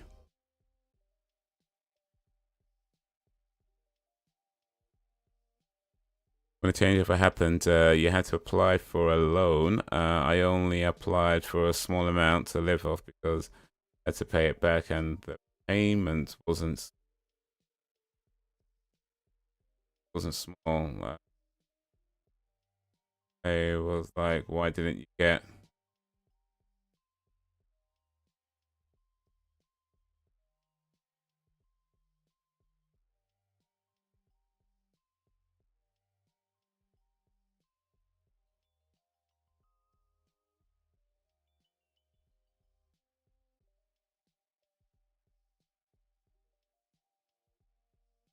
Why don't you? It wasn't small. It was like, why didn't you get more money to pay rent? And I said, because I can't afford to pay that. And you then, yeah, and you said, fair enough. Yeah, know your limits, right? Know your limits. Know what you can handle and what you can't, right? Know what you can afford to pay back and what you can't, because people can get themselves into a lot of trouble taking more than they can handle, and taking more than they could afford.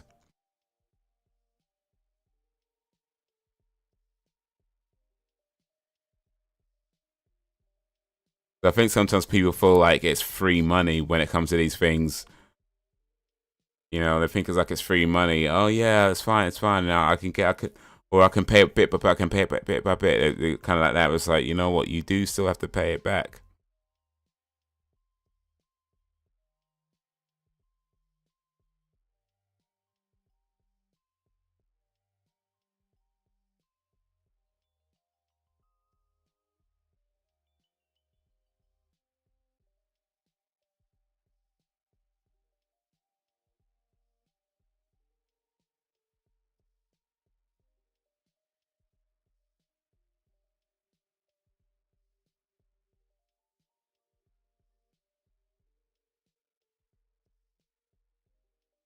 No, though, I can't lie though. This scene in this movie is actually pretty cool, especially with the rain. The film has been pretty up until now, but can't lie, this scene is actually done pretty well. I gotta keep it real, man. I gotta keep it real. Gotta be all the way honest.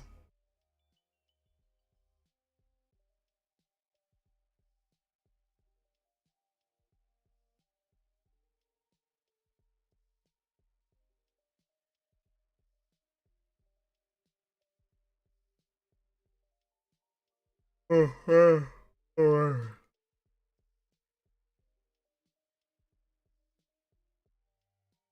yeah, that's the thing. Like one of the lessons I've learned, or learning, I should say, over the years, is to be a little bit more financial literate. In that, like back in my young days, like I would get money, spend money, and don't get me wrong, I feel like it's important to have fun, and and money is for spending at the end of the day, right? But I made like next to no attempts to do anything sensible with the money that I had back in the day. And even though I was making more money then, right?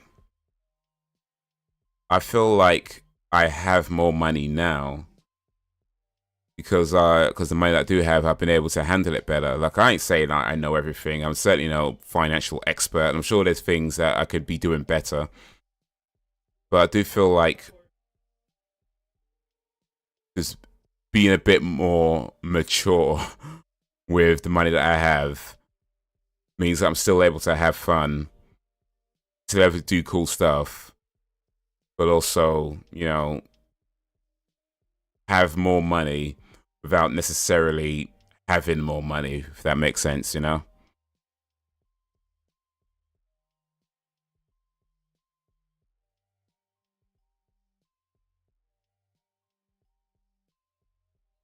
As before Edit started, Stagecoach, she was security then, but it was regular. She was living hand to mouth.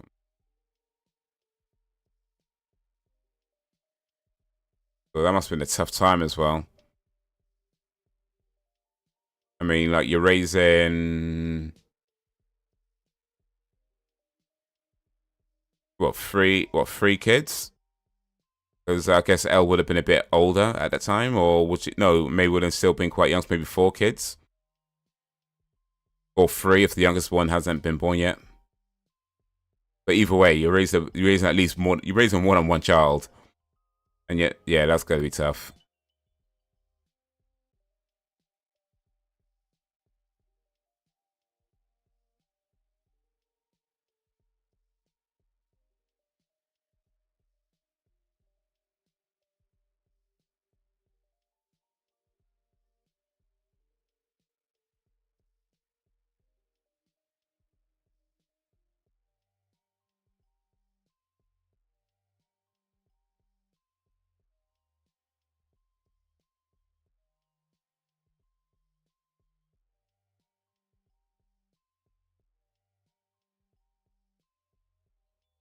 Disqualification.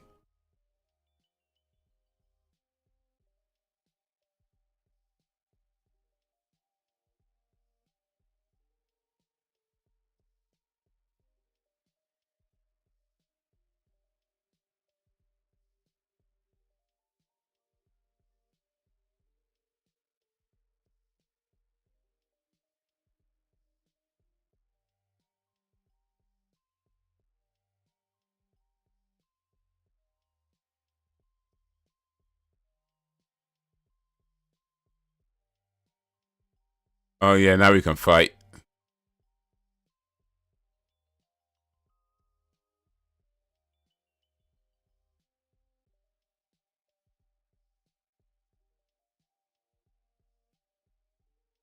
Free, and it was, but we got through it. Well, indeed, indeed.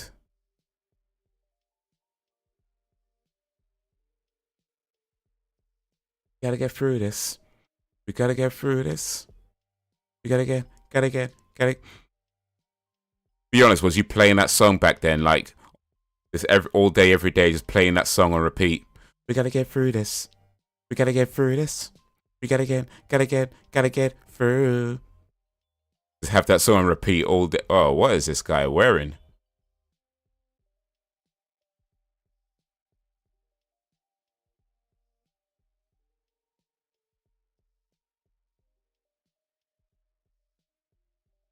We gotta get through this. Put that song on repeat all day, every day. Motivation. What's up, one? Things can only get better. It can only get better. It can only get better. Just those two songs on repeat all day, every day.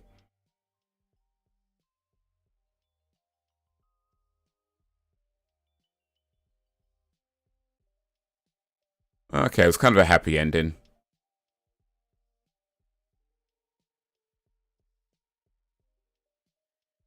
Sometimes you need help and understanding. Oof, and true indeed.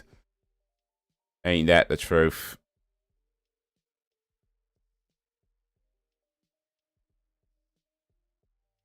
It's alright. I mean, I see you saying no, but it's alright. It's alright. I'm just. Oh, Terry Funk. Okay, right. He's actually a pro wrestler. Yeah, I see you saying no, but I'm just gonna assume that you did. I'm just gonna believe in my head that that's what you did. That you played those songs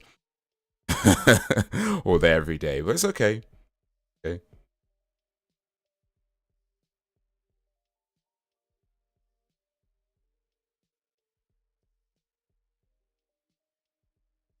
You know what though? I've got to be honest though. That film ended better, in my opinion, than well, much better than it started. It started off pretty slow, kind of progressed quite slowly.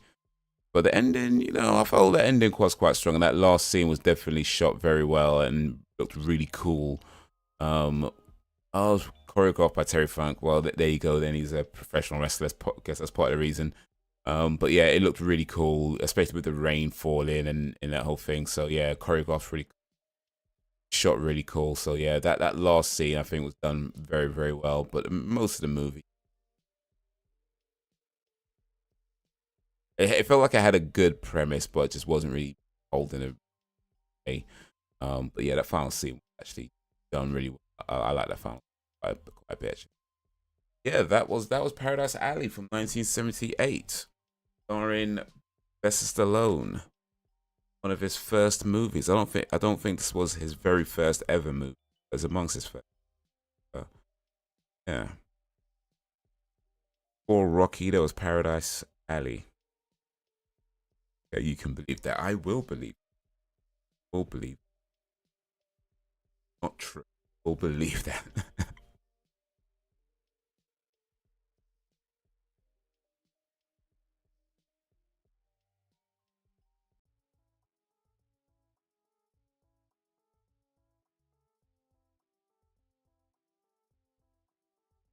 Yeah.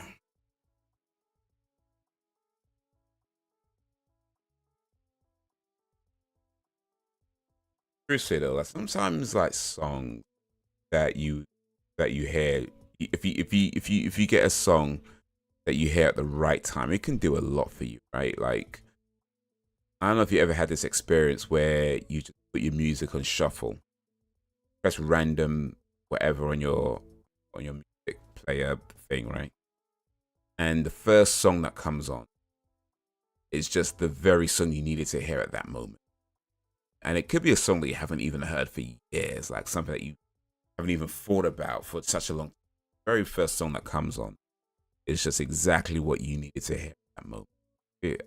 At that sometimes songs could just come to you at the exact right time they need to come to you. And it could be whether it's a motivational song or there's something that has a message in there that resonates with you on level, or even if it's just like a party song and it's just like fun and ever, right? It doesn't have anything. But even those sometimes they can just come to you at the exact right moment they need to be. Good experience, man. It's a cool thing. I'll take that away. Things can only get better. That is a good song. I remember that song was quite popular back in the day.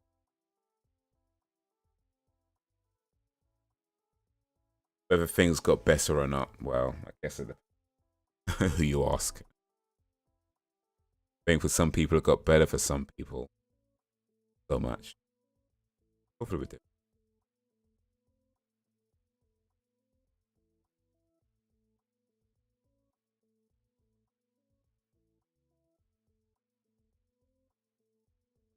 By the way, speaking of, it's nothing to do with what we were talking about. But so my movie channel, right? The Haze's movie room. I post let's take you videos. My last video that I posted about the Fast and Furious Tokyo Drift. Why the Fast and the Furious Tokyo Drift is now. You know my style. I like to take the piss. I like to make jokes, nitpick, and all that kind of stuff, and hopefully make a few good points along the way as well. I'm just generally just taking a piss and having.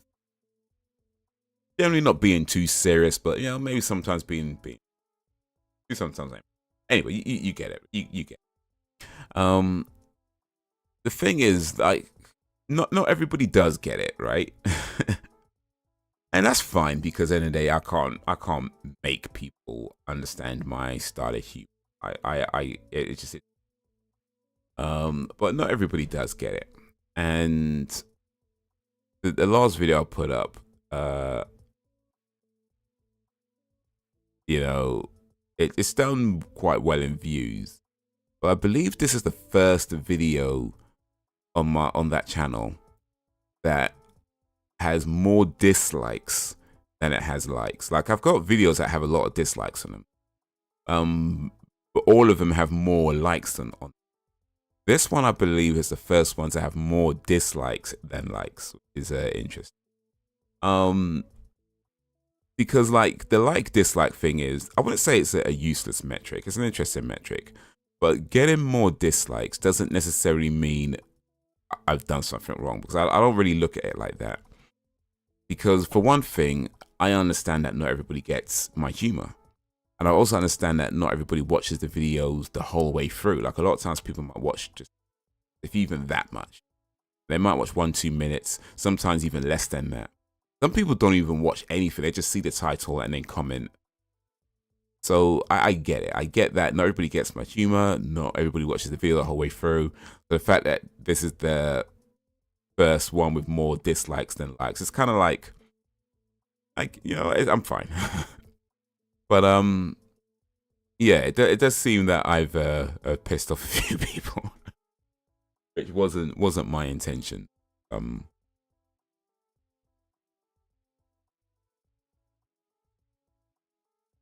I was having a bad day one day, feeling down, got my head full REM losing pitching.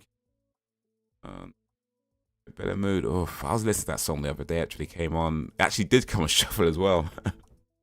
But yeah, old school song. I ain't heard it for ages.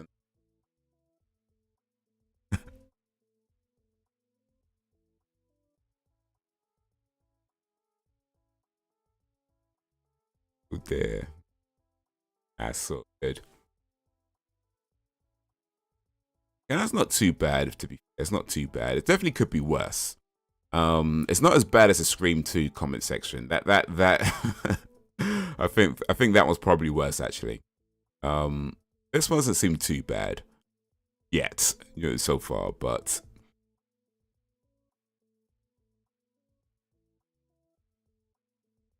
I did get one comment that I thought was interesting actually. I thought it was kind of a fair criticism actually, where the guy said that had I gave the video a different title, it'd be a good video. Because he felt that because I called it, why this movie is trash, he was kind of feeling like I should either go harder on the parody, like much harder on the parody, or call it something else. And although I'm not planning on taking that particular piece of advice because I like how I'm doing it, but I did feel it was still a fair criticism to make because yeah, I get it. I do call the video why such and such is trash. And I know that when I'm writing the videos, sometimes I come up with jokes that I then think to myself, you know what, might be a bit too mean. So stuff gets cut out, stuff gets left out. And yeah, so I felt that was a fair criticism that maybe I should be going just a little bit harder. maybe I should leave some of those meat. Maybe.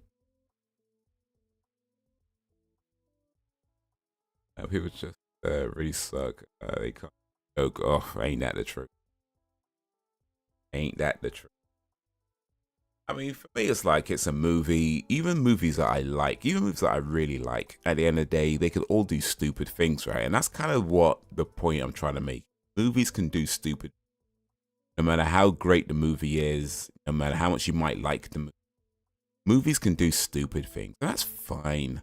I don't have a problem with that. I don't think anybody should have a problem with that. But just because it's your favorite movie or it's a great movie or even if it's a masterpiece or whatever, it's like, doesn't mean that it's exempt from being made fun of. Because at the end of the day, it's a movie. Like, it's not like I'm talking about somebody's actual real life drama that they went through and start poking fun at somebody's, whatever. It's like, no, it's a movie. It's a piece of artistic entertainment, And yes, they should be respected. I 100% agree with that. Movies are art and they should be respected. But at the same time, you can respect something and make fun of it as well. Like, I feel you could respect something and make fun of it as well. Yeah, that's what I try to do. What I try to do. Say the movie trash. Say the video trash. I love the joke. Yeah. I mean, some of the movies I talk about are trash, though. I think for the most part, the films I talk about, I generally do like them. I would say there's probably like 2 movies that I actually didn't like that much that I've talked about. Maybe 3. But there's not many. There's not many. Most movies that I talk about, I generally do like them. I don't necessarily think they're brilliant or whatever. Some of them I just kind of think are okay. In fact, mostly I guess I just think they're okay. But yeah, I generally do have a more of a positive opinion of them than a negative. So yeah, that is kind of part of the joke that I'm saying it's trash, taking the piss out of it, but then at the same time, well, afterwards saying, hey, well, actually. Well, this is what I really think about it.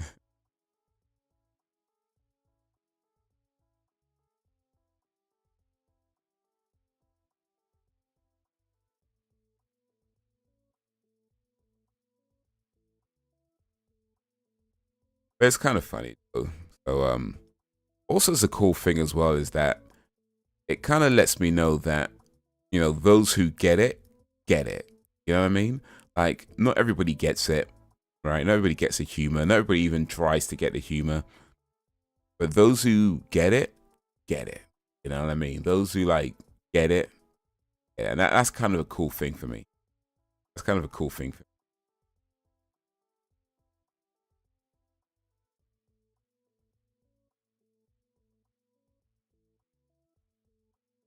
Oh, that's true as well. Yeah, one person's masterpiece is, yeah, exactly.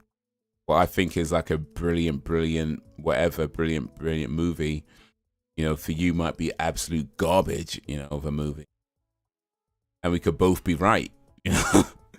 You know, I could give you all the reasons I think it's a masterpiece, and you give me all the reasons you think it's absolute garbage, and we will both be right. Both be 100% correct.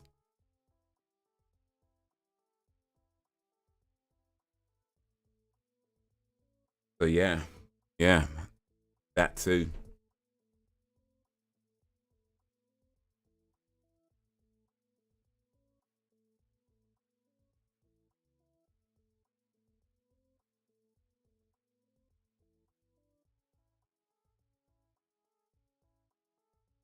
Yeah, man. But yeah, it's been fun though, making the videos on that channel. It's been fun, and hopefully I can continue doing it. I do want to continue doing it. I got to start working. Well, I don't got to, but I should start working on the next video soon. It's just kind of a tough time right now with everything happening at once. But yeah, try and start on it. Just figure out what I think. I think I did decide which film I'm gonna do next. I just don't remember which film it is right now, though. Which film did I decide at this? Oh, I think I decided on Chicken Run actually. The film I'm gonna do next. It was a suggested video. Never seen Chicken. It's on Netflix, so I don't gotta pay extra to watch it. Not paying to watch a movie, not paying extra to watch a movie is a good thing for me right now. So yeah.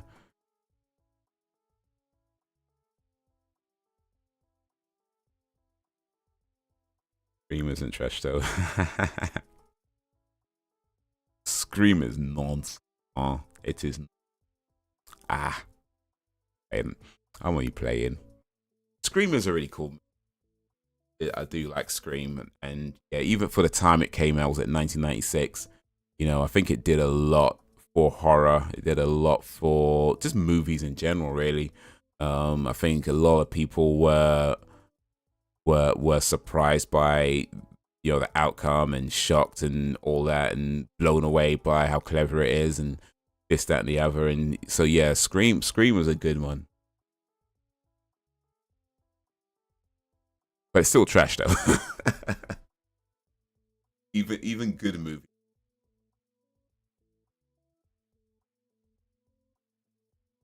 I haven't yet decided if I want to if I want to trash all the Scream movies yet though. Like I feel like I want to trash at least up to Scream number 3. I want to do at least up to Scream 3. After that, I'm not sure if I want to do the rest. I'm not saying I won't, or you know, but I'm kind of undecided whether I want to do all the Scream movies. But I feel like I want to do at least up to 3. So at least hopefully one more to come. One more, at least one more attempt. One more video that might piss a bunch of people off. At least figure out what we do from there.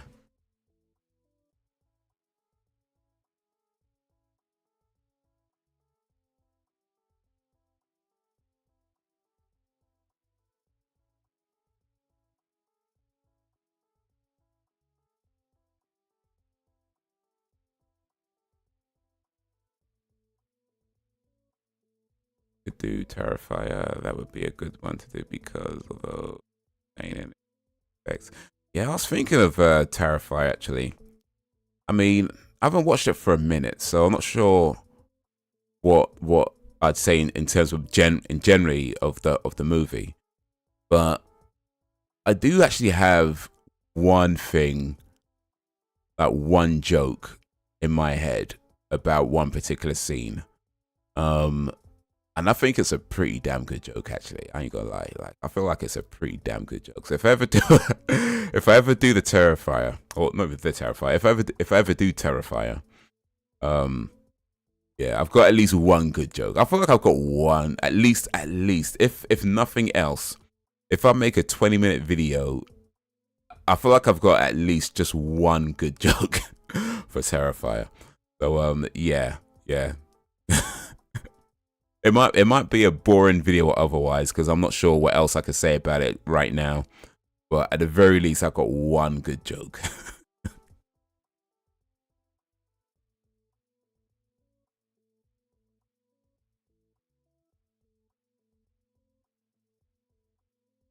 It's totally pissed those fans. Well, I got this guy telling me I should go harder on the parody. So yeah, perhaps perhaps that's what I need to do.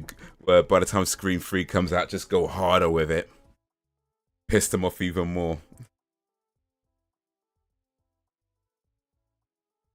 Have I got Terrifier on my list, actually?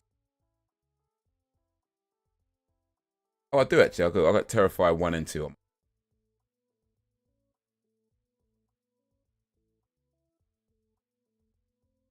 Yeah, I think Chicken Run next, because that was a suggested video. Try and do... I've got a few videos that were suggested to try and do one of those at least. Show that I'm listening to.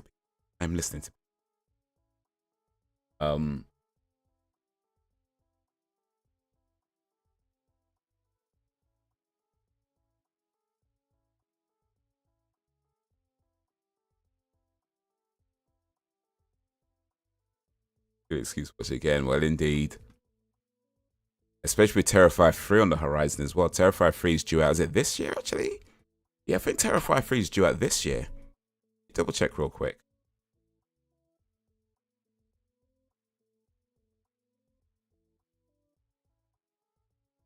I think it's like... Yeah, it's due out on the 25th of October, 2024. So yeah, end of this year. And it's a Christmas movie.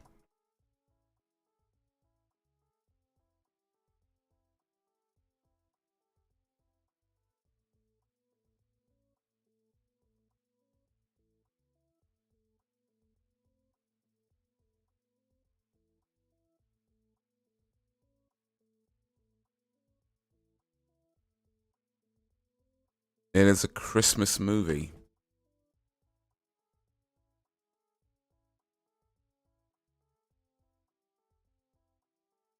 And it looks like they've got some of the cast from Terrifier 2 coming back.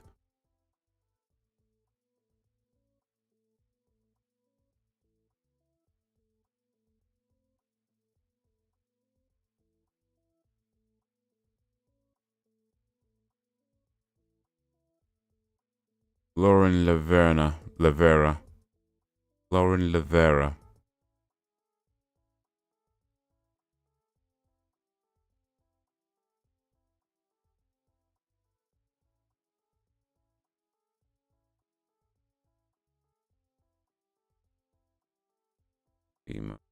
Favorite Christmas movie. It just might. I'm just hoping it is an actual Christmas movie, though. Like, not just like Christmas themed or, you know, Christmas as the backdrop. I'm hoping it's an actual Christmas movie. Like, properly centered around Christmas and Christmas themes. Like, it's all integrated into the story, like, properly. That's what I'm hoping. I mean, I guess above all else, you hope it's just a good film, right? You just want it to be a good movie, regardless. But yeah, if you're gonna have Arthur Claus, you know, Father Artemis, then yeah, I'm hoping it's a full-on, actual, proper Christmas movie.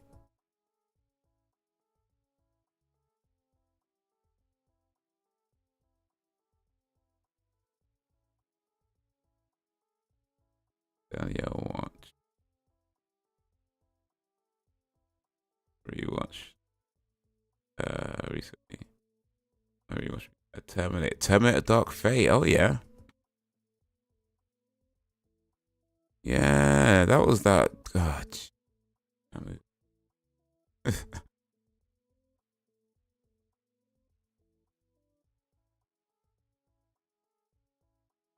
2019. Oh, that movie was so bad.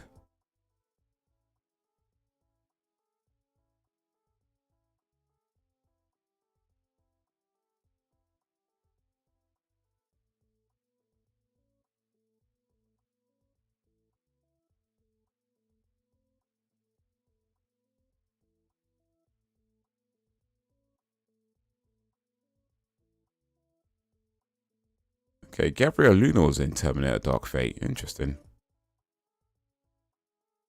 Interesting.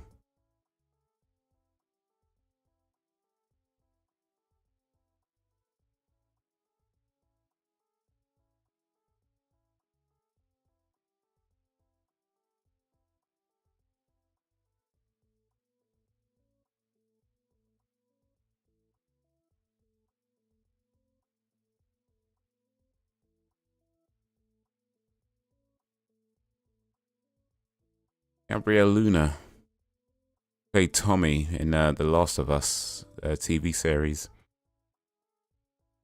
He was also in Fubar, also with Arnold Schwarzenegger. Yeah. Cool.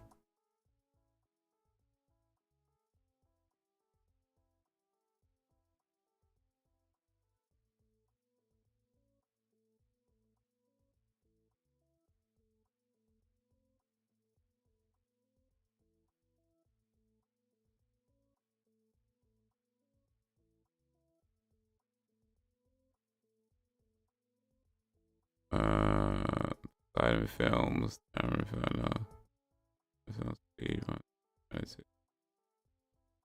Reactions.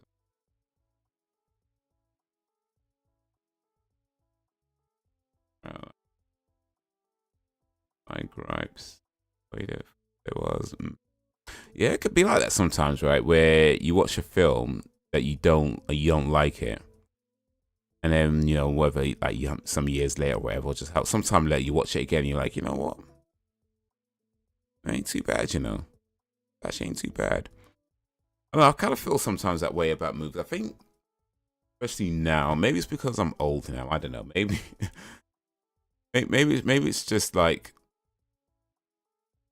yeah, me just getting older and just seeing things different. But I feel like there's quite a few films where I've watched them back in the day when they came out, didn't like them, and then I watched them again and maybe years and be like, not too bad,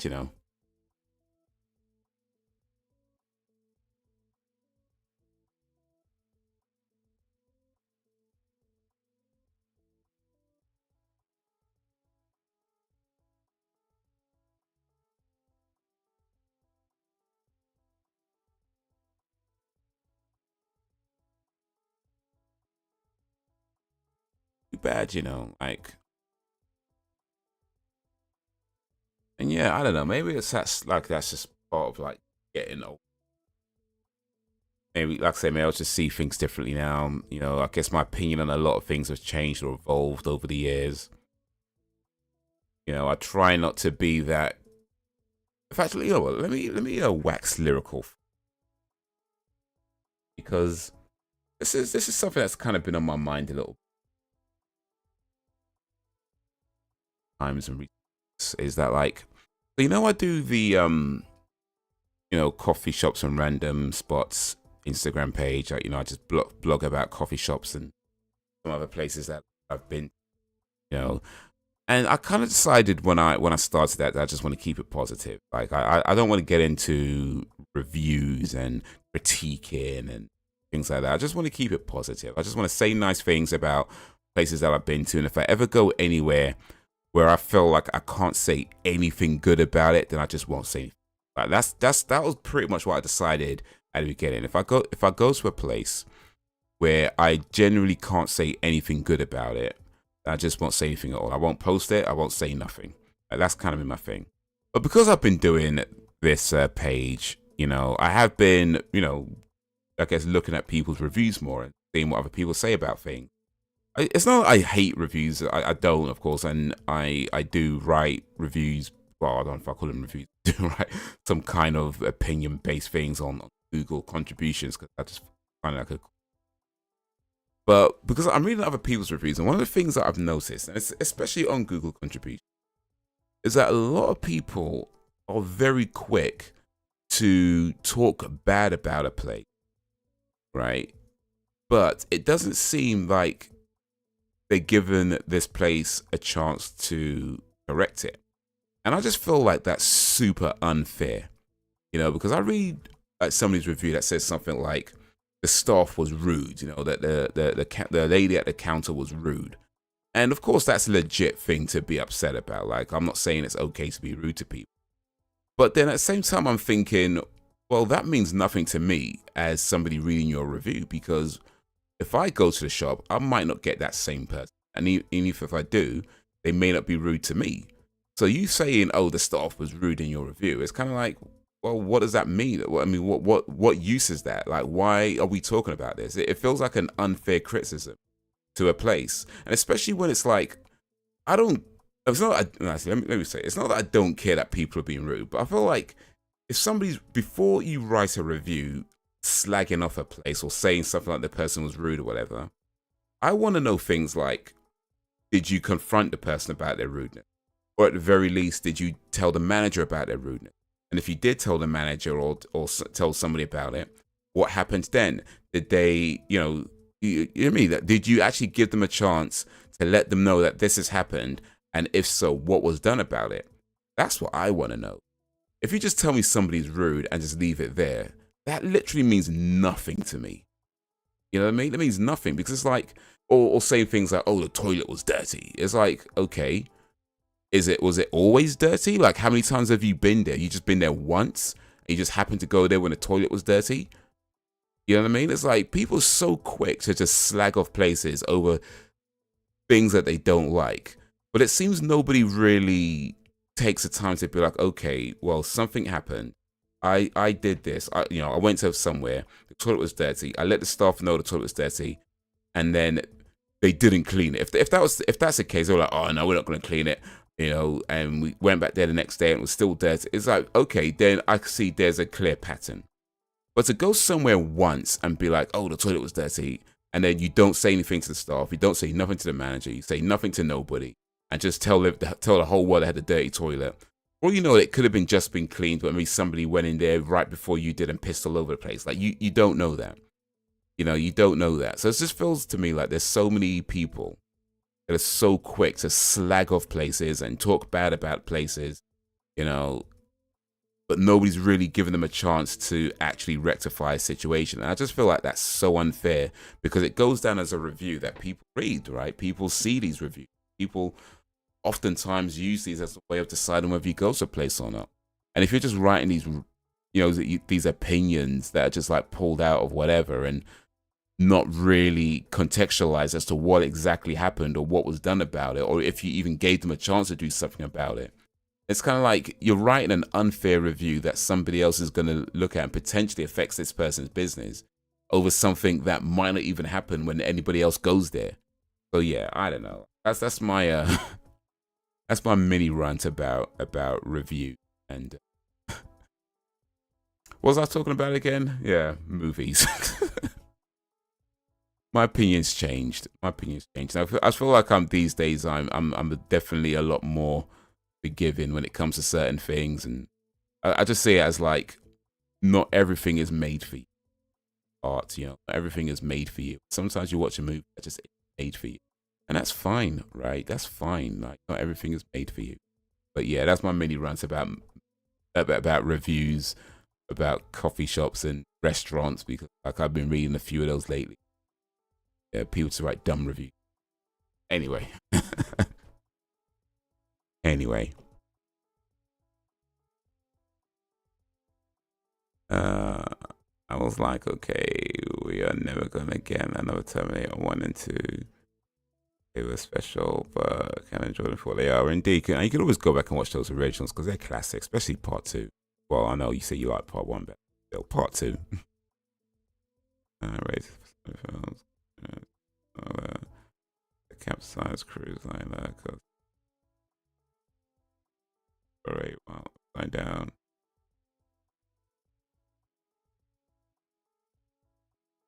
Okay. They don't have nothing. Don't say anything. Exactly. Exactly. Rex, I ain't gonna lie. I'm not entirely sure what you're talking about.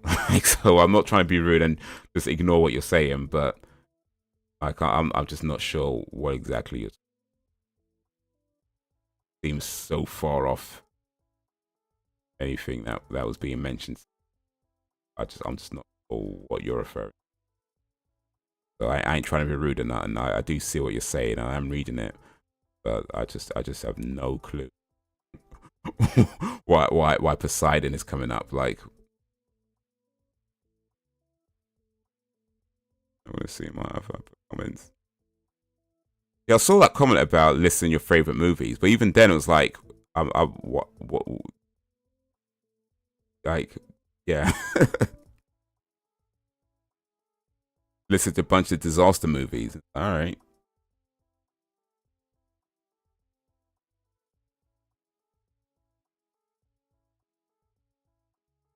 Part 1 is a horror slasher. I stand on that hill. Oh, Terminator Part 1. Horror slasher, horror slasher.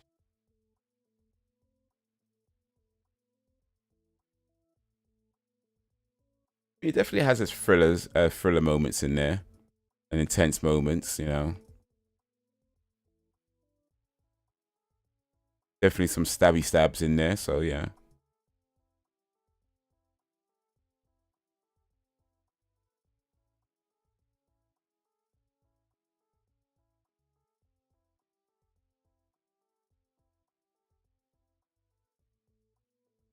I mean, I guess technically you could call it a horror slasher. I don't know if I'd call it a full-on horror slasher, but yeah, there's a technicality in there for sure. There's a technicality in there. Yeah, we'll talk about horror movies. Well, specific a horror movie. Talk about what we're talking about actually before. No, we're talking about yeah, we'll talk about Terrifier, and then we'll talk about Terminator: Dark Fate. So yeah.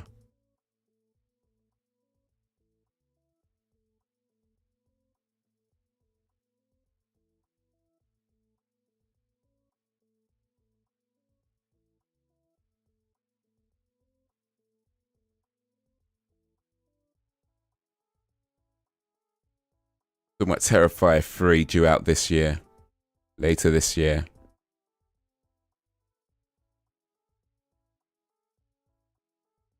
And how Terminator Dark Fate is a trashy movie.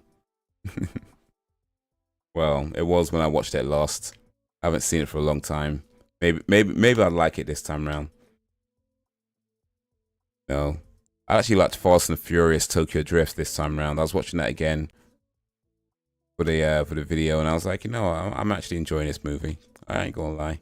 I didn't like it when I saw it the first time, but I gotta keep it real. I'm actually enjoying this movie. It's a good movie. It's probably one of the effect. I don't want to say it's the best Fast and Furious movie. I'm not sure I'd put it there. I'd have to watch them all again and decide that. But definitely, it's definitely one of the better ones for sure. I think definitely one of the better ones. Say full, and I definitely had those elements as well. As sci-fi, yeah. It's kind of like, I guess, like Alien as well. Like the first Alien movie is, you know, it's a sci-fi. I mean, I'd call that a sci-fi horror. Like the first Alien movie, I'd describe it as a sci-fi horror. I'm not sure what's officially described. I think they describe it just as a sci-fi. Let me see actually. Where's I want bloody thing.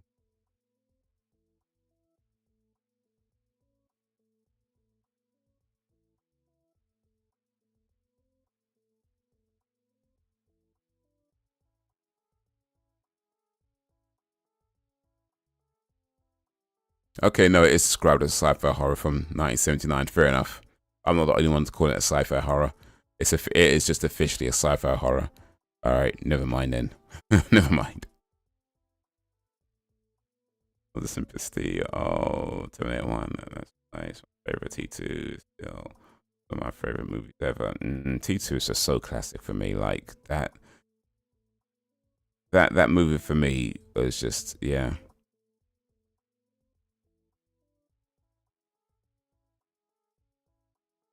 If I ever have a film like that, my black all-American ass is getting out of that ship.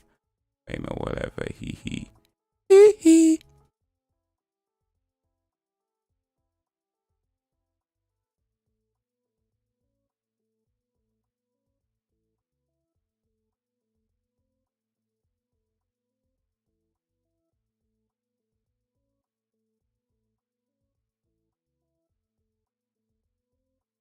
Those by the way, I don't know if you noticed, but those are Michael Jackson's preferred pronouns. Hee hee.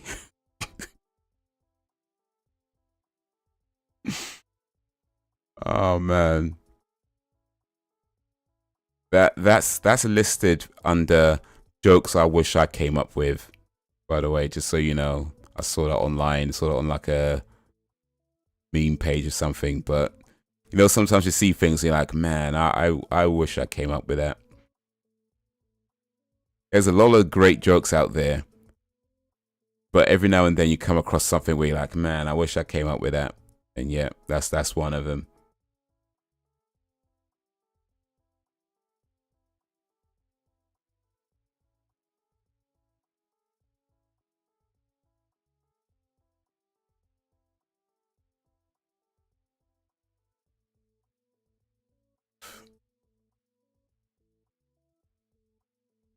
But guys, getting late. Almost 11 p.m.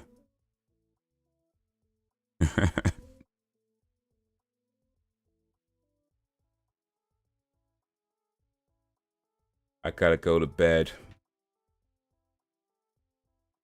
Put that video up the other day talking about sleep and how I've been learning, you know, about how to get good sleep and how to sleep well, right? And I feel like I've learned a lot about sleep for the last few months. But probably the biggest thing I've learned is that if you are an adult in this world, you're just not going to get a good night's sleep every night. You know, if you're lucky, you might get a good night's sleep some nights. But even if you know all the steps, even if you know everything you need to do, all the right foods to eat, when to do this, when to do that, even if you know all what you need to know to get the best sleep possible, if you are an adult in this world, you are not going to get a good night's sleep. Not every night. Not every night. You might be able to get it on some nights. Maybe if you're lucky once a week. You are not going to get a good night's sleep every night. But yeah, that's the biggest thing I think I've learned. That being said, yeah, you try to get as good a sleep as you can get. You know, try to get as good a sleep as you can.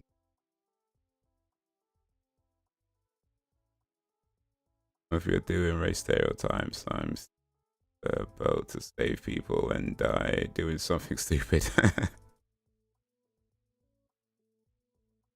Hey, look over there. It's a haunted house. 20 people died last week. Let's go check it out. Thing is, though, people doing stupid things makes for good movies. Because you make a film where everybody does the sensible thing, it just wouldn't last long. Like, the film would be like 5 minutes. You know what I mean? The film would be 5 minutes. There'd be somebody calling the police, and that's the end of the movie. It's like, okay, we're done now. I call the police, and it's like, all right, well, and then nothing more to tell. People doing stupid things is what makes good movies. I don't know. I'm sure there's a movie out there. It's good. I mean, look, I spend a lot of time trashing movies, so I feel like I'm maybe not uniquely, but I feel like I'm somewhat qualified to say this. But yeah, people doing stupid things makes for good movie. Like there probably is a movie somewhere. I don't know if I've seen it. Maybe I have and I saw it a long time ago. I don't know. But there probably is a movie somewhere where everybody does a sensible thing and it's still an amazing film. There probably is a movie like that. I'm not saying it doesn't exist. But I'm just saying. I'm just saying. People doing stupid things makes for good movies. Now, if there is a movie out there where everybody does the sensible thing and it's still an amazing film, let me know. Let me know. I'm not saying it don't exist. I'm not saying it can't exist. I'm not saying it's impossible.